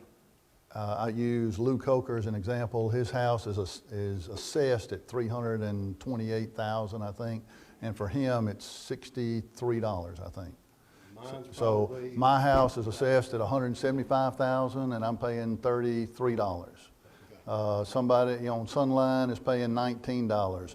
Somebody on Meadow Lane is paying $14. So it's what's your assessed value is. It's not what it appraises at. It's what the assessed value is. I think mine's probably close to Lou's, so about. So, but it's only on the city $60. portion too. Okay, Okay. so $60 a year, that's not a big deal. It's always a big deal. My problem is, like I said, whenever I'm already paying an extra $100 a month for water, where's that going? Okay, well, let's change subjects then over to water. Yes, we have water meter problems. Have you reported that to?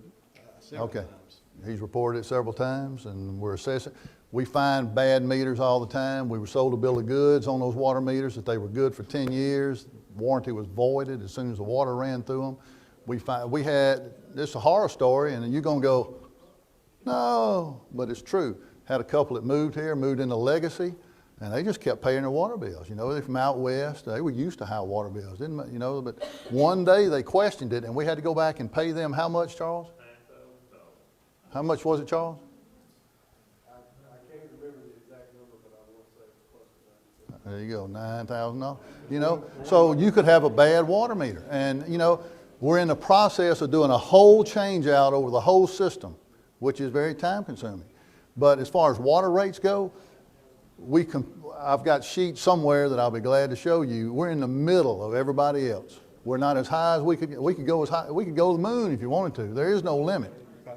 So there is no limit. Hey, Yes, sir. you were talking about your taxes, that's county, city, and school. Right. And just as a rule of thumb, it's really, the school is about 40%, the county's about 40%, the city's about 20%. No, higher than 20 and less than 40, but you're right. The city would be the smallest of those three, is what you're trying to say. Yeah, that's what makes up that total 3,200 or whatever. It's not all city. By the way, all right, I don't know, I'm not trying to beat up, I know I've already beat up on Marcus, and I know he's gonna write this down and say I said it, and I'm gonna get in trouble because the camera's still running back here, over here. Folks, do you know that Rankin County takes 1.4 million out of the city of Brandon every year in our ad valorem taxes for roads out in the county? We don't see a penny of that coming back. 1.4 million of our taxes go to things out in the county. So there are things to think about and ponder and go, like Eddie Murphy used to do. So anyway, did we help you on the water? You may have a bad water meter. We're in the process of changing out every meter. Yes, sir. Would you like me to speak about the water meter? Well, yeah. We recently signed. They can't hear you. You got to come down here and get on the microphone. Yeah, come on. I want to make sure everybody can hear you.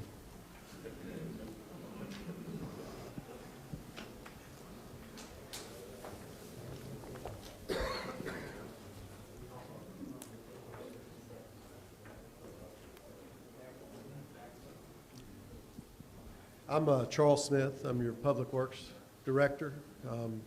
Anybody that wants my number can get it pretty easy. I try to be easy They to can't find hear if I'm, is it not on? you. Oh, yeah, it's on. You just got to talk to I it. got to talk a little louder, okay. If anyone's trying to get a hold of me and I hadn't called you back, I do apologize. We try to get back to people as quick as we can. To the water meters, we have recently signed a contract with a company to replace every water meter inside the city. It is the best water meter that we could find out there, and we did a lot of research. We requested proposals from anyone that would give us a proposal on a water meter. We looked at those very carefully, and we chose what we thought to be the best water meter out there, the most advanced technology out there. One of the reasons we are going through this process is to eliminate some of the issues we have right now. Right now, we read those meters once a month. We read them in the middle of the month, plus or minus one day of the 15th. If there's an issue with your meter, I don't get that information back on a day-to-day basis. I get a snapshot that is 30 days old. By the time we evaluate that information, now it is 40 to 45 days old. So for us to figure out whether or not you have a leak, it's a very difficult thing, because if you have a toilet leaking, it may not leak every day. So I'm working off of a snapshot of information, and I was texting my coordinator for our department while you were speaking. She says you have months and months of random usage. We've been out twice to check it.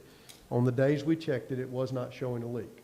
So we're dealing with snapshots of information over a item that is collecting billing data every day, every hour. That's a very difficult thing to manage. The new system's completely different from that. It will actually collect that data every 15 minutes, every hour of every day.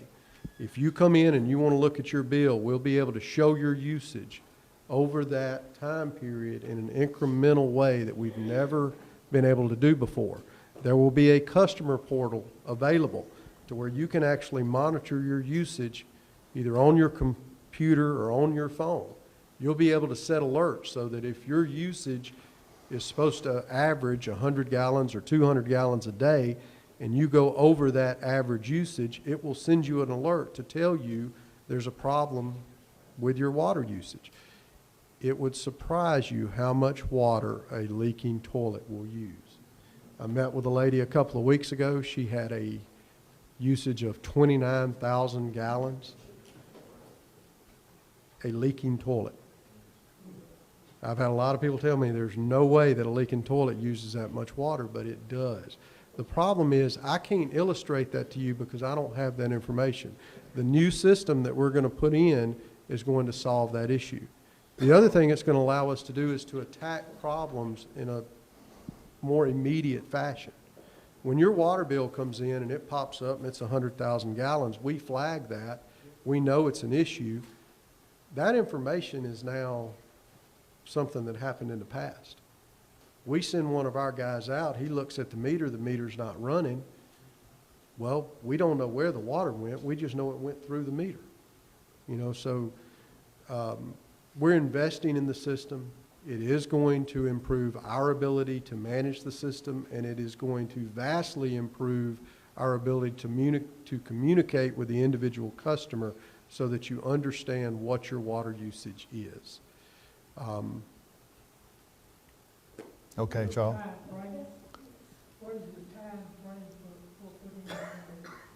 The system is in the final stages of design right now. We hope to begin putting test meters in November. The anticipation is that it will be complete about a year from now. So before the next fiscal year, we should have that system complete and operational. You're not gonna give us one Jackson No, sir. So would that make it, you said that it would be incremental, you could go back and look at the usage by the minute, so if. By every 15 minutes, you'll be able to. someone filled up a pool, you could check that, see that immediately, we wouldn't have to wait, you wouldn't have to wait 2 months to go back and look, at the average. Yes, you'll have your usage on a 15-minute interval, and you can actually pull that up on your phone every day and look at it if you choose to engage in the customer portal, which we hope everyone will. Meaning you look at real-time water usage on your phone, on your desktop. If you want to go back and look, hey, what's happening here for the last 3 days, and all of a sudden there's some spike in there, somebody's hooked a garden hose up behind your house and stealing water. You would be able to see that water usage. You would. I do, I just put some new landscaping in my house, and the water usage, it spiked. Does the city have a process where you could run another line? I guess the water that goes to the sewer is what you charge for. If I want to put a line just for Yes. outside Yes. the cost to do that. You have to come in and pay a meter deposit. The deposit's $100. The meter's another, I think, $220. Just run a separate meter. Yes, it's called a sprinkler meter. There's no sewer charge on that, so it is, if you're using a lot of landscaping money, it is what you want to be. All right. Yeah, let's get back. Thank you. Thank you, Charles. Appreciate it. Don't go away. Stay right there, Charles. Did we answer your questions? Yes and no. Okay. I didn't mean to turn it into a water debate. Yeah, that's all right. I got enough people here. It's good. It's good. My point was that you talked about the infrastructure of the water and how the millage is gonna help that. And I guess my point was that $60 a year is not much. Millage does not help water. Okay, Only it's in the rates. budget, okay. Only rates. Enterprise, general fund. All right. I guess my question was then, first of all, thank you for clearing that up, but I don't have a leak and I don't have a leaky toilet either. I already know that.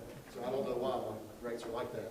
But, like I said, my water bill, $60 a year is not much for the increase in taxes. I agree with that. But when I'm having to pay an extra $130 a month for water, that's what makes it a lot. I mean, that's what makes it to where you feel like you're suffocating. You can't even afford your own house in the city of Brandon. Okay. And that's what I was asking, if our water infrastructure is so bad, why are we charged so much? Where's that money going? We're in the process of changing out. We're just opening a new well, fixing to put up 2 above ground, 500,000 gallon storage tanks. Well, that's where that water's going. Anyway. All right. Other questions? Anybody? Yes, sir. Now you got to get close to this microphone. I'll do my best. Please, yell at me. Yell at me. Yeah, There you go. I'm David Messler and live over in the Cornerstone subdivision. And I wanted to thank you for your presentation. I thought it was very well put together, answered a lot of my questions. Now I want to talk about water. No, I'm kidding. I'm out. No, I think I've got the answer to your problems, our problems. You need $600,000? Ask me how I'm going to do it. You're not going to do it because you know. Oh, good. I appreciate that. So when I go out to a restaurant here in Brandon and want to have a glass of wine, can't do it. If I want to, go to the package store, I got to drive over to Richland to do it. So you're bypassing an excellent source of revenue that would tend to support this nice infrastructure that you've built in the concert hall, and would also bring restaurants in.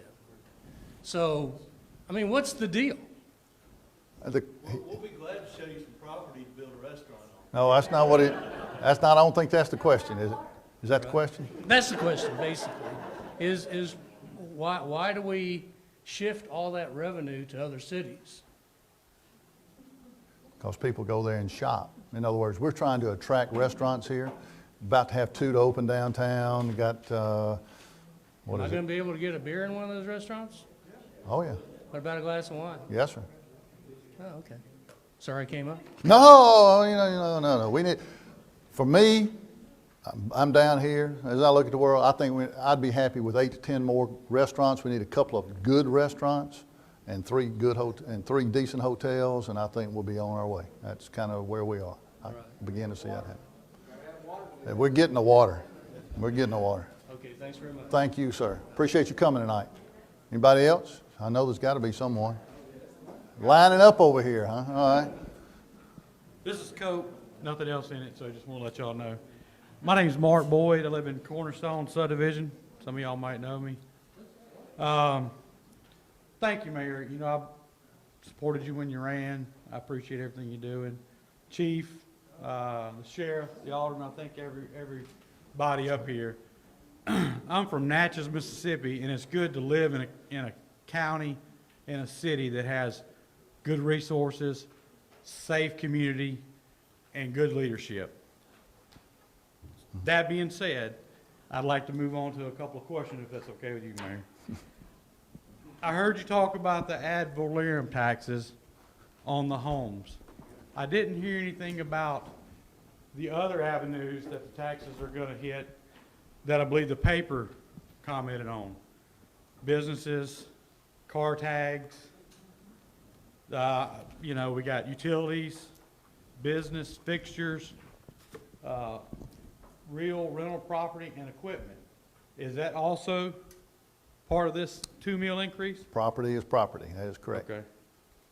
Well, we didn't hear that from the beginning, so I just wanted to make sure that we threw that ugly baby on the table and we have an opportunity to talk about it tonight. So, all right. Thank you for clearing that up for me. The next question that I got is economic development. What are we doing? Is anybody taking the bull by the horns and going out and selling our great community? Because we have great schools. We got one of the lowest crime areas that I would say in probably the state of Mississippi, thanks to our good officers and sheriff's deputies and others. And as a salesman, I think that's an easy sell to go out to corporations and others and say, this is why you need to come to Brandon. We got it going on. So who's doing that? There was a gentleman in my office Tuesday who I will not tell you who it was. But, we've entered that stage now where people are talking about 50 million investment here and there and beyond. And so we're on that stage, and I learned this from the mayor of Tuscaloosa after they built theirs. It took about 3 years for it to really kick in as far as economic development of the amount of people that it brought in their downtown area. Mm-hmm. So we're on that stage, and I feel confident what's about to happen. Okay, so we're 4 months into this. would it be fair to say that we're probably 4 to 5 years behind in implementing that kind of strategy? No. It's trying to have something to sell out there. Well, we got land. We got a wonderful community. We got low crime. I don't see what's the problem with selling what we have to corporations. Flowwood's doing it. and they're doing it very well. They're bringing in companies like Puckett Machinery, and they might be giving them tax breaks for 10 years, but it's working, and it's going to pay off in huge dividends in the long run. And I've already planted my roots here. I got kids here. I'm not going nowhere. I like what I see from you and the rest of the leadership that we have here. I just think that we're a little behind the 8 ball on what we could be doing proactively, and constantly raising the taxes and trying to get to where we want to go. In my opinion, I've never seen a tax that I probably wouldn't like. There's some people that are in my neighborhood here that tell you right now that I'm all for raising the HOA dues in Cornerstone. If we raise taxes, the millage or whatever, as long as it's put in the right direction, I think it's a good thing. Whether it be for pay raises for our EMS, firefighters, law enforcement, city workers, whatever. But I think we got to have some kind of economic development strategy. And to me, it looks like we're behind the 8 ball. And I say that leading into this next topic. It kind of is what it is at this point with the Brandon Amphitheater that's already been built. I haven't had the opportunity to go out there. I don't have $165 per person to go buy a concert ticket to see ZZ Top or Imagine Dragons, but I know a lot of folks that go out there and they like it, and that's great. The problem that I have with it is that we've built this with the concept that if we build it, they will come. And they're coming, but when they pull up their phone and they look for a hotel and they Google something, they see Red Roof Inn, La Quinta Inn. And I'm not taking anything away from those folks, but we've kind of put the cart before the horse in the wagon here by going out and building an amphitheater, and we don't have the restaurants, we don't have the hotels to retain that base that's coming here for the amphitheater that we can generate more taxes from. So yeah, they're coming and they're paying for the amphitheater fees and buying drinks there, and that's great. But then they're turning around and they're going and they're staying in Flowood, or they're staying in Ridgeland. So at this point, it kind of is what it is. I like to say there's nothing we really can do about it. I think it's a great asset to our community. Can I respond to that before you go to the next subject? Yes, sir. You know I will. You know I care about you. I always have. But the fact of the matter is, if we don't, as a community, as a board, if we don't get around economic development and put some key people in places that's going to go out here and sell what we got, which is an easy sale. If I lived in Natchez, Mississippi still, and I tried to come up here and tell somebody that, oh, we got a great thing going, we got economic development, we can sell Natchez, that would be a total lie. But I stand behind what I said earlier, that we have a great community. Shiloh Park looks wonderful. We got everything moving in the right direction. We've just got to put a plan of action that goes after these companies, whether it's a restaurant, whether it's a Hilton hotel, it doesn't matter. And that's going to take some leadership from you and from the rest of the group to appoint the right people in place. And I don't know that it's necessarily the right way to go out and buy, pay huge money for a consultant firm to tell us how to do it. It's pretty much common sense to me. If we were horrible in the crime area, if the school systems were a complete disaster, then we would have a hard uphill battle. But I think it's an easy sell. I think just somebody needs to do something about it. Please. Okay. You keep, I think you said 2 or 3 times getting the cart before the horse and that kind of thing.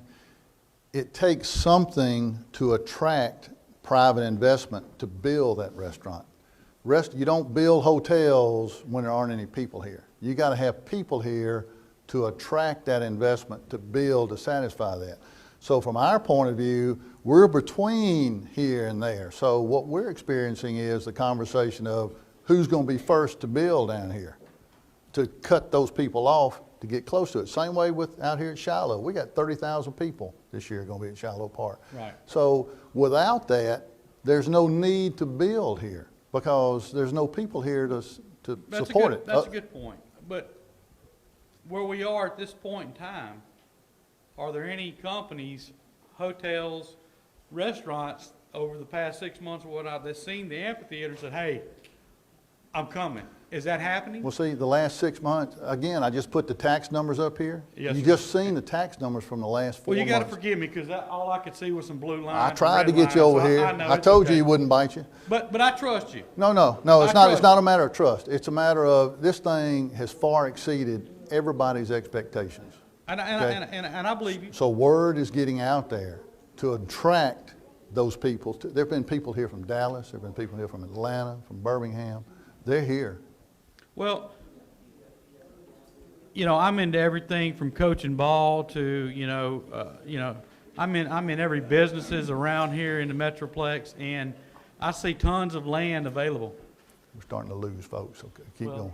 They can leave. Nah, But I see a lot of opportunity around here, and I think we're slowly moving in the right direction. I just like to see it faster, and I'm going to encourage you and the board and everybody else to push this ball. And anything I can do to help, you got my support. That being said, I wasn't behind the millage increase because my escrow taxes, like the lady before, went up, and I wasn't too happy about it, but it went up about $130 a month in Cornerstone. I'm swallowing that pill, and I'm not liking it, but I'm going to do it for the betterment of my community. So I would probably encourage everybody else to kind of rethink their position on this, as long as we have the board's backing and saying, hey, we're gonna make sure that we do this the proper way. And we can take this money and we can put it towards whatever we need to pay the bills and infrastructure. But if we do not address the economic development issue, we're going to be back here having another meeting a year or 2 years from now about another millage increase. That being said, the last thing, and this is a question. You said earlier that we're in debt a total of $77 million. Did I hear you correctly? correct. And maybe you can't elaborate on it, and that's fine, I understand. Was that due to incompetence in the past, or was that due to embezzlement in the past? No, it was good people making poor decisions, and it's That's- just what. That's When a you lot bond of money 30-year. for a little town, though. I know that. When you bond money for maintenance and it goes away, you're still paying the debt on that. Oh, hang on. So what we've been in the process of doing the last 3 years is getting the debt lined up with the revenue to take care of it. In other words, that amphitheater is a chunk of change in that 77, but that 2% is over here paying for that. We don't touch that. That's in that debt service fund. It's over here.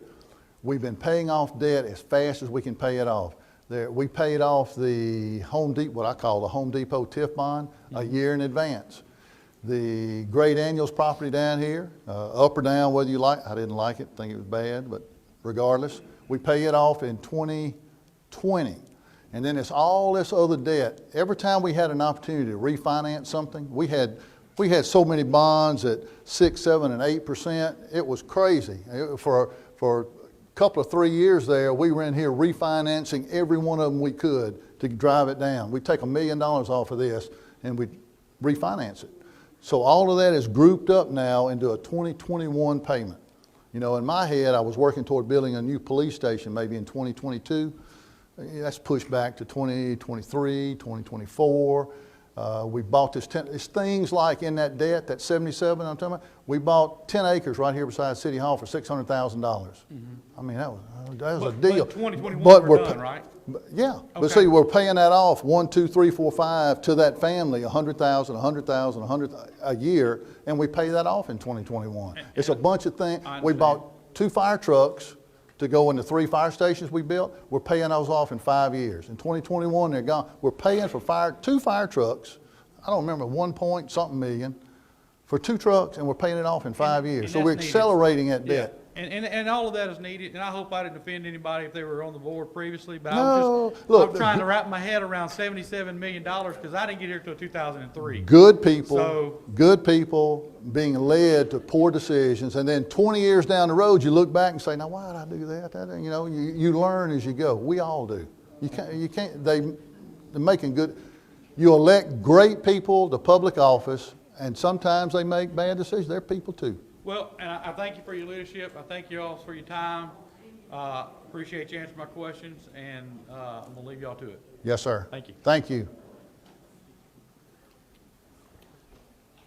Hello, Mr. Mayor. Hello, sir. My name is Lance Stevens. I live in Cross Gates. I've lived in Brandon for 25 years. I've had friends that were mayor. I've had friends on previous boards. I've had some adversaries on previous boards, and I don't want to insult any of them because they were my friends. But in the last 5 years, this city has done more and accomplished more than the other 20 years put together.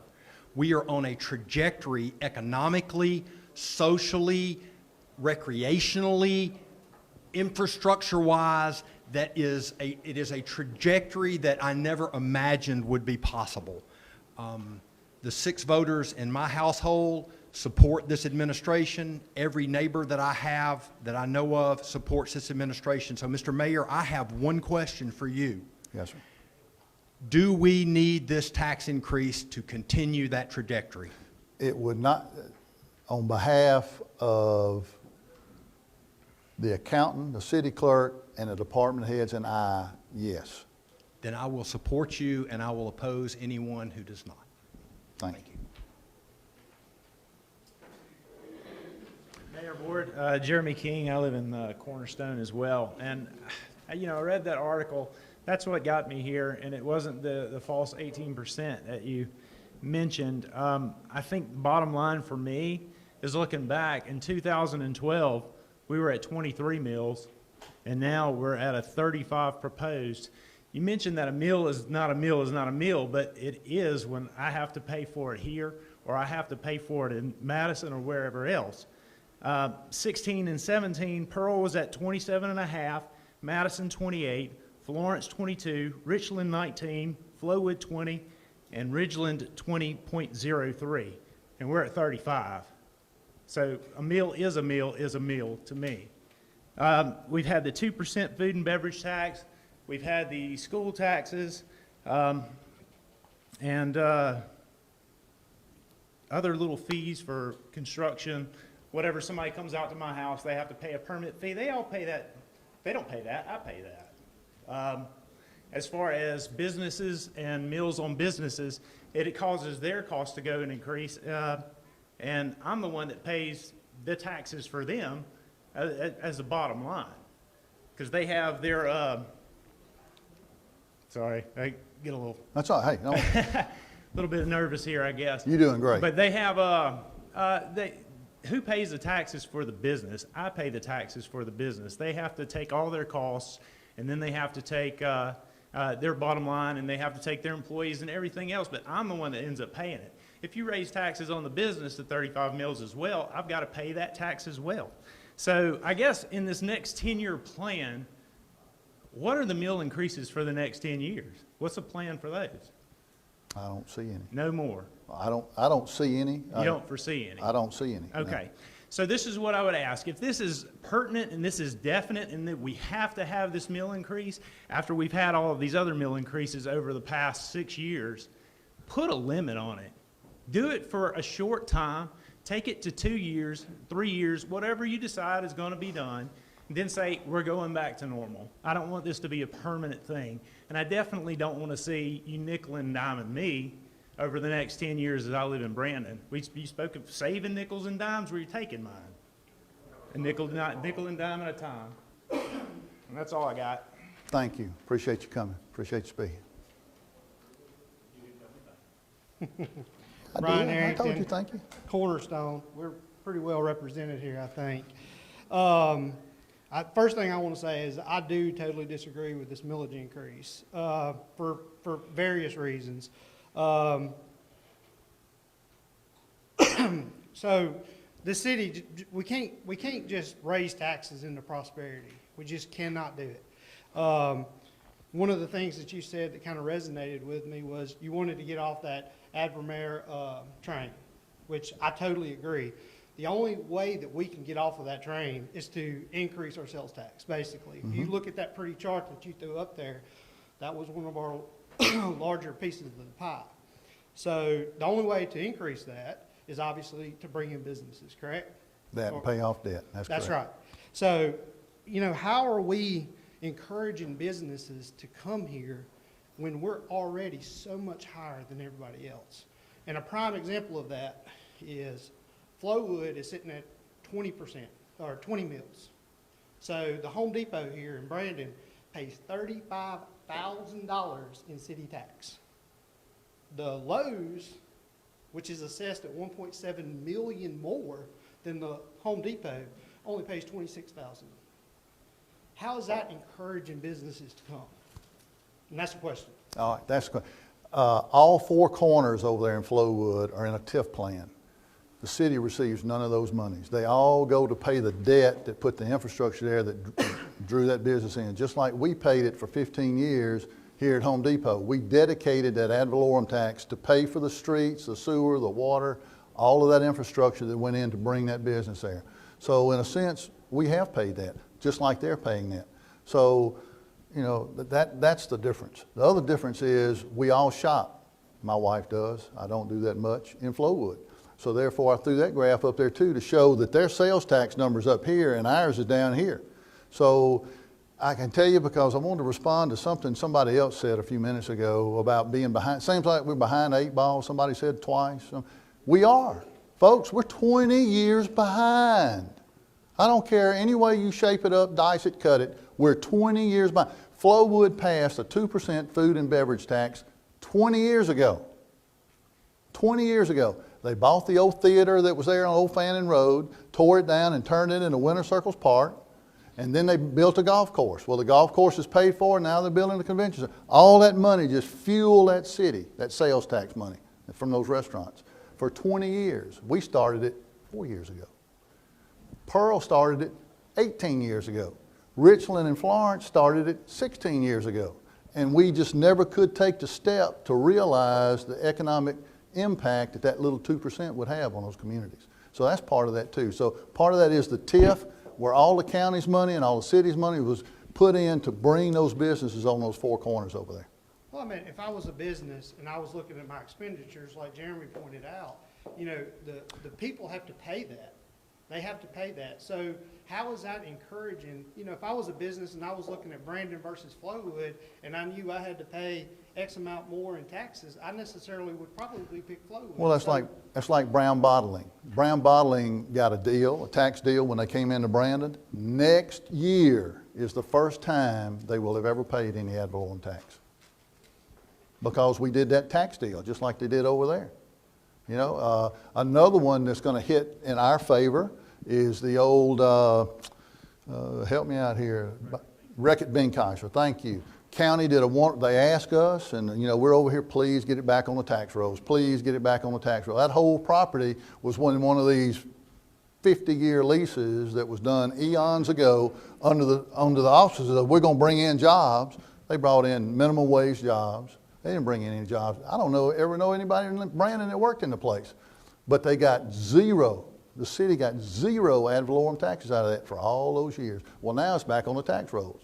So, you know, those are tax deals that are worked out to entice industry. So if somebody wants to build down there on that Ergon property, this board will look at that tax plan so that they don't pay that.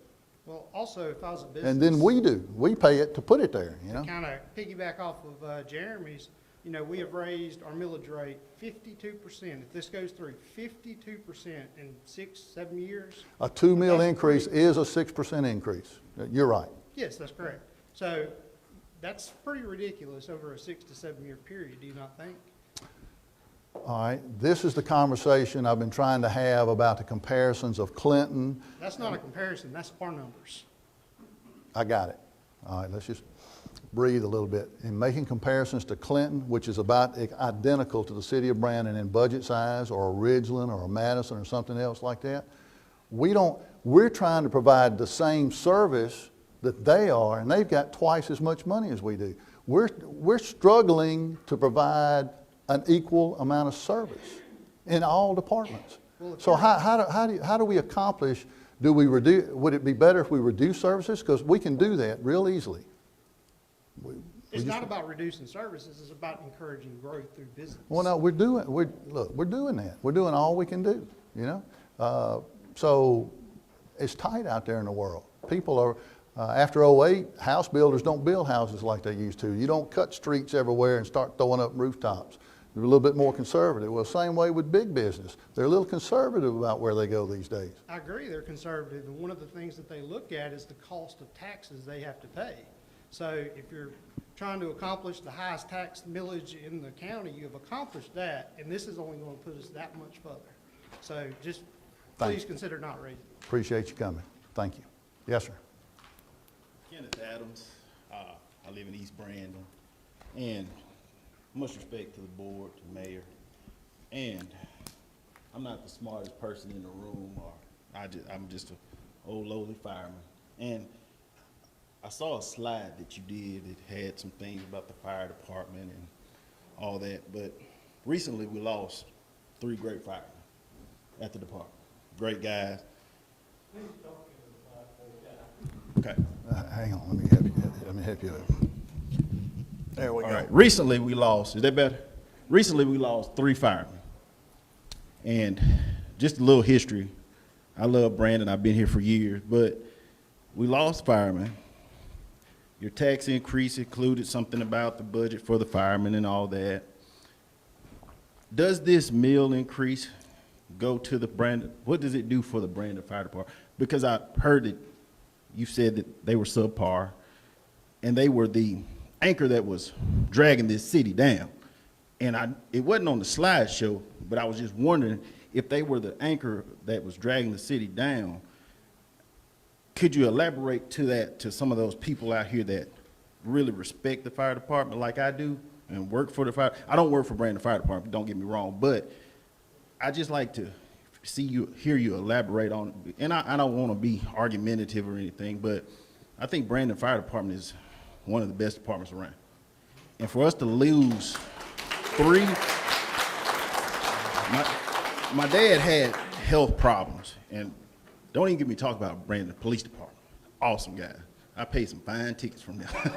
But what I like to say is, when you say that the department is subpar, but you care about the services that these people are asking, and it breaks that department down. You got guys that really take pride in where they work, and they don't want to be there because they're afraid of losing their jobs or that they're so subpar.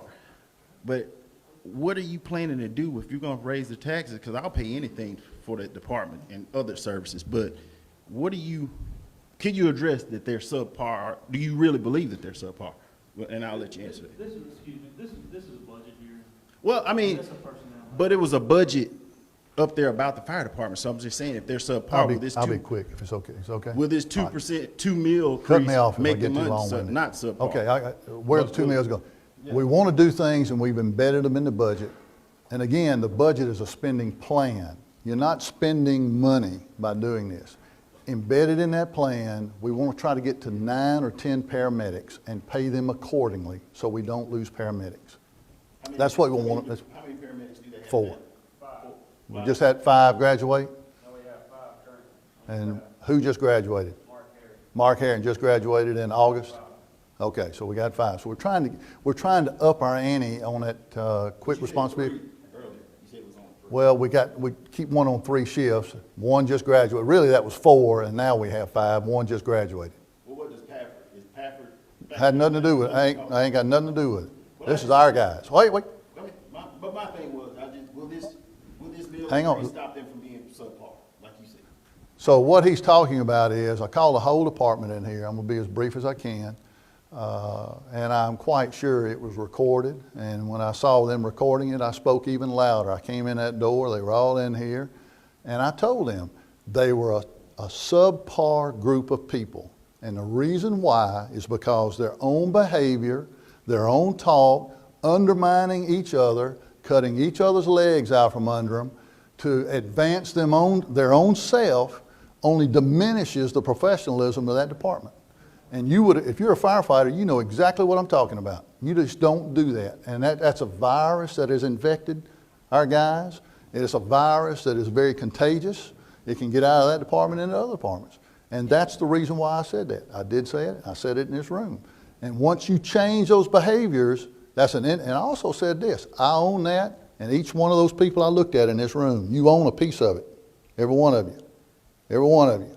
Because you own it. You get up and look in the mirror every day, you don't have to behave like that. You don't have to be negative about everything and everybody and cut somebody else down to advance yourself. That's wrong. And if you've been in the fire service any amount of time, you know exactly what I'm talking about. Right? I don't think that's the case with this. Well, this board, time. I got it. Okay, so there you go. If it's in there, then we've got other monies to do those things with, okay? If not, we'll be paying debt service with some of those monies we'll be doing those things with. Thank you. I appreciate you coming. Yes, sir. Mr. Mayor, one question. You mentioned there's 800 rooftops that pay 0 ad valorem tax. Yes, sir. Can that be resolved? No, sir. No, sir. No, sir. No, sir. How can I get on that list? Be over 65 and have a home that's under $75,000 worth of value, because the first $75,000 worth of value of your home, you pay 0 taxes on once you get over 65. That's everywhere. That's statewide. Yes, sir. That's statewide. Comments? He's just waiting to get beat up again. All right. Can I bring it to you? May I bring it to you? Because they're going to have to record that you spoke. Really short, because it's time for us to go home. All of us shop in Flowood, Pearl, Clinton, we go to restaurants there, we do everything that way. Do we think about what we have in Brandon before we leave? We spend all this gas money going, so we could help our own taxes if we would just try to shop in Brandon. And we'd probably get more things to come here if the ones who are here, if we would support them. And I'm as guilty as any of them on that. I can tell you that the manager of Kroger tells me all the time, they know they're losing between $80,000 and $100,000 a month for people that can't get in the parking lot, get in the store, and they'll come out and go around to Walmart. So that's Brandon losing tax money to Walmart. That's just one small example. And that's fruit or what diapers or whatever else you're going to buy. Anyone else? Yes, sir. Yes, sir.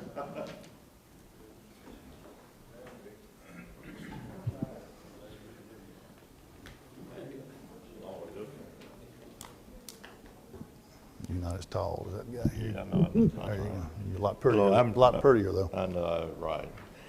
I'm Larry Quillen, live at 405 East Governor Street. I'm for one that is against the 2 meal increase. We have a great retirement community here, which means we have a lot of retired people.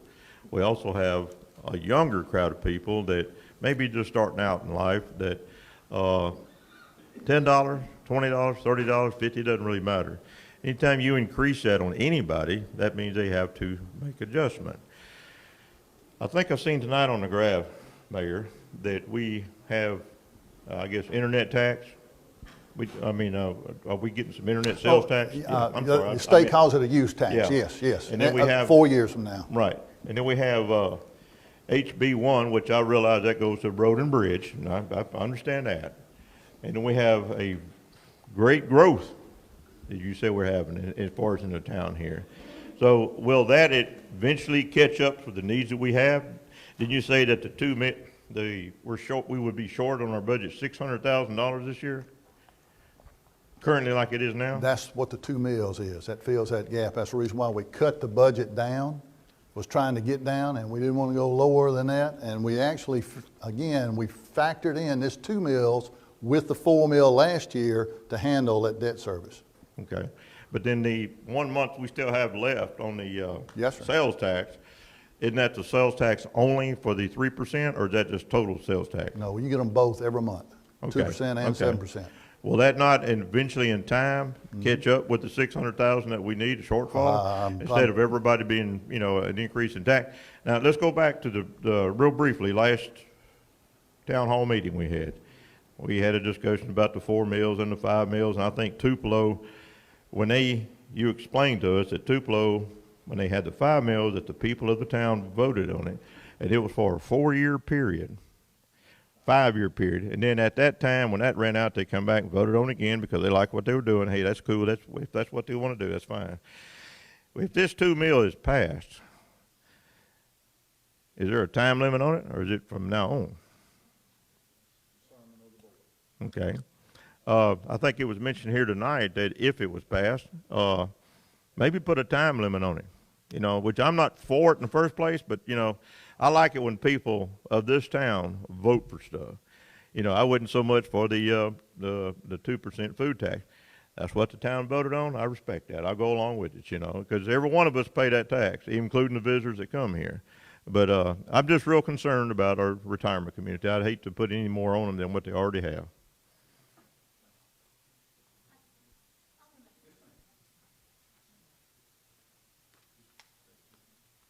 My name is Brooke Williams. I live off Evergreen Drive in Brandon. And there are a lot of wonderful things about Brandon. Brandon is so safe. So our fire department and our police department are wonderful. I don't think we could ask for anything better. We're always safe here, and that is such a blessing that we just don't realize every day. But there are a lot of opportunities we do miss out on. I grew up in the Delta. And in Cleveland, Mississippi, it's very small, but it is booming. They have a slogan. They have businesses coming in. They have a university. There's so much going on, and of course their taxes are less, but they have more that they're offering. Brandon has a lot to offer, and I think that with the right marketing, that we can bring in the best of both worlds. I have tons of friends whose kids come here for sporting events, but they all complain. There's nowhere to stay. There's nowhere to eat. So we have to listen to those things that people say about our community, because if we don't, we will never grow. We can hope and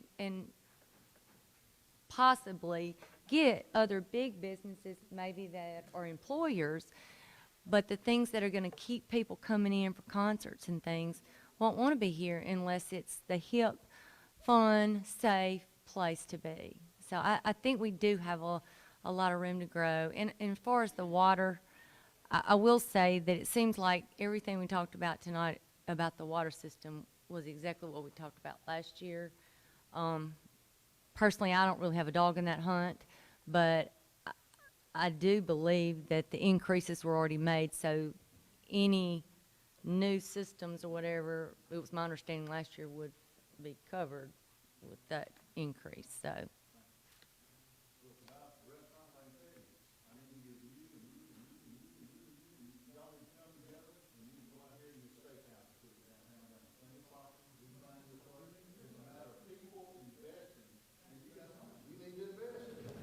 So if you want restaurants, build one.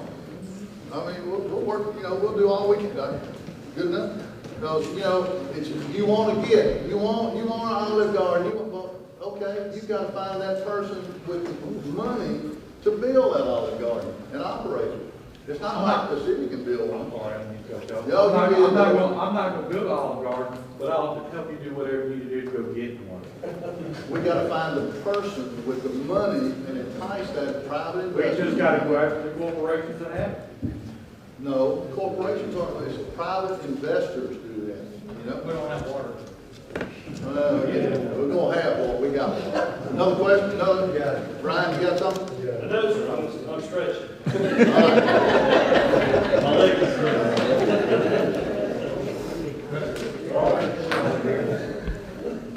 All right, so we're gonna close the public hearing at this time. Pardon me? Yes, sir. Well, I just asked you. Well, you never say, you never got up. I was waiting for you to take a breath. All right. How you doing? My name is Michael Mann.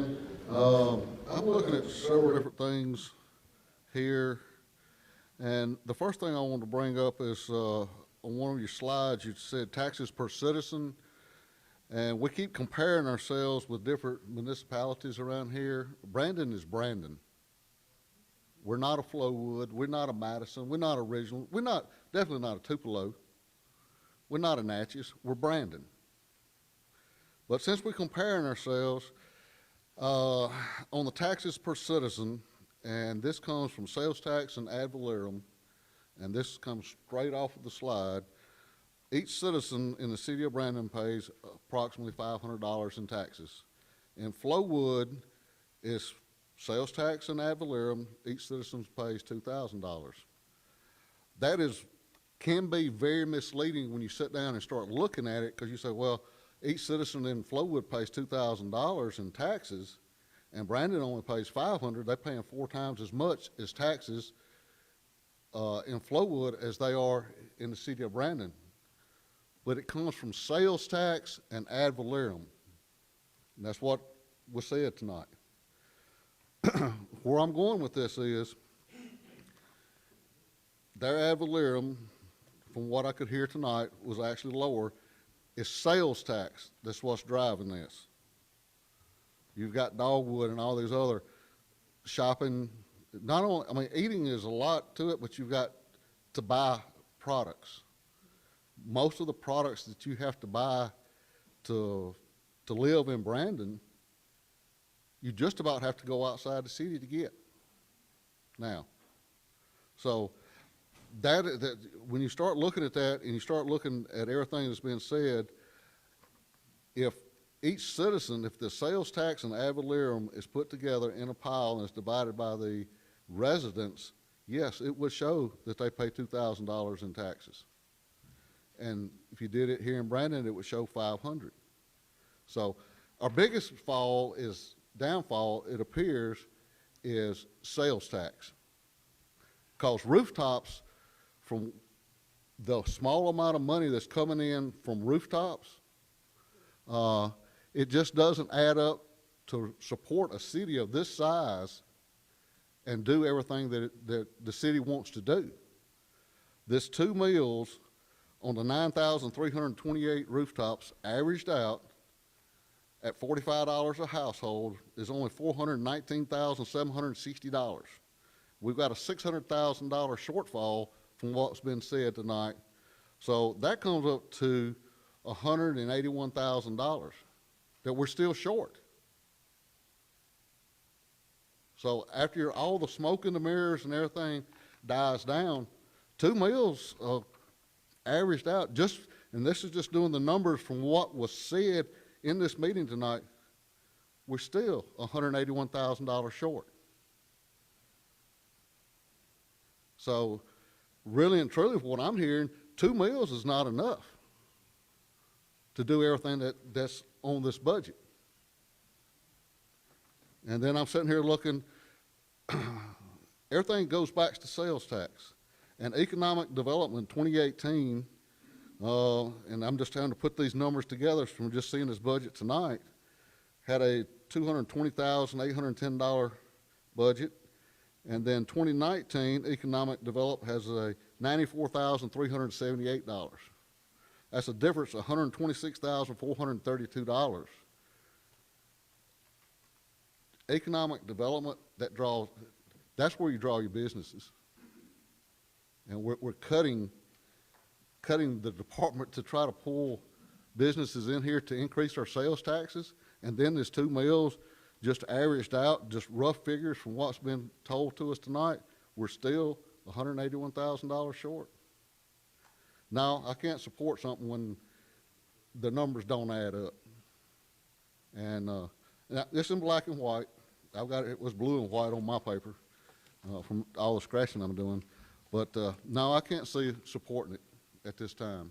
Not till we sharpen our pencils and put some more figures to these numbers, because it doesn't add up. At the end, it's got to balance out, and it's not balancing out. Thank you. People are hollering that the city's not advertising and trying to get businesses in here. Y'all should know that the city has spent trying to advertise the city's resources through the last 2 or 3 years. The city spent over $50,000 advertising the city's resources with the Brandon Bee Club. So don't sit there and say that they're not advertising. $50,000 has went to the Brandon Bee Club to advertise the city's resources. On the scoreboard down at the football field, put a sign up there. So, the Bee Club, that's supporting athletics at the school.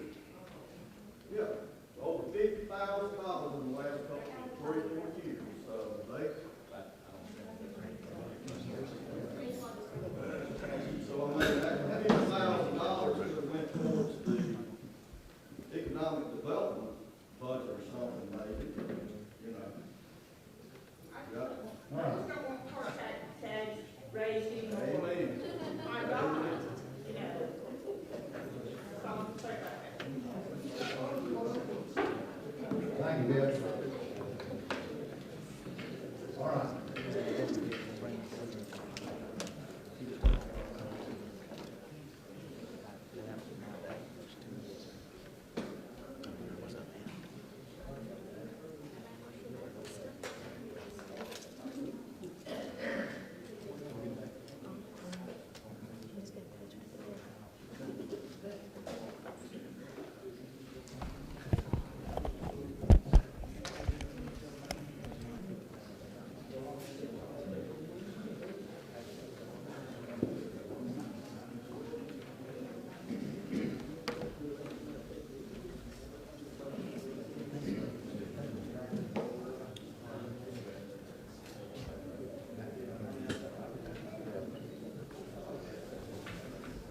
Okay, so we close the public hearing. Yeah, right.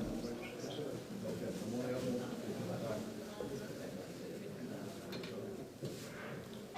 Can you hear me in the back of the room? Yep. Okay, thank you. All right, so there is one thing on the agenda, and that is consideration to adopt the 2018-2019 tax levy. Let's see. So is there a motion to adopt tax levy where 20 mills for general revenue purposes for the general improvements of the city and 15 mills for general obligation debt retirement as authorized by section 213345 of the code for the FY19 fiscal year. Is that right? Okay. Is that good enough? Okay. Adopt that resolution. Is there a motion to adopt that resolution? So moved. All right, there's a motion by Mr. James Morris.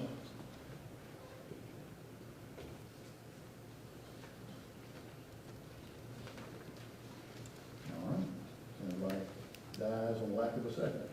So, folks, what we'll do is we'll come back in here, we'll take 2 mills out of the budget, and we will attack the budget this week and remove $600 and whatever thousand dollars it is, and we'll present that budget Thursday night and adopt that budget.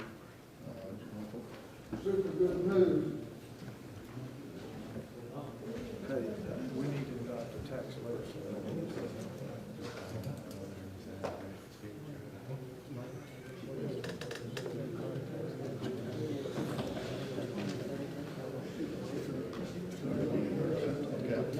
So that motion dies for lack of a second. So now we're going to say this. I want you to listen.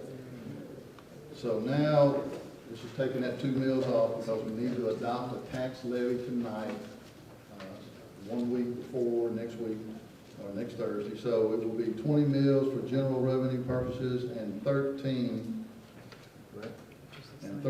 mills for general obligation debt. Mr. Baker, is that right? Is that right? Okay, so that's taking that 2 mills off. Is there a motion to approve that? That's the same as the current, correct? Same as the current, that's correct. I make a motion. Okay, we've got a motion by Ms. Chris Benson to adopt that. Second. Tax levy. Got a second by Ms. Talia Dobbs. Is there any further discussion among the board? All in favor say aye. Aye. All opposed, like sign. Okay. All right, so we will adjourn until next Thursday night, when we come together to approve the budget. And we will get that budget out to you, board members, quickly as we can, maybe over. Need a motion to adjourn?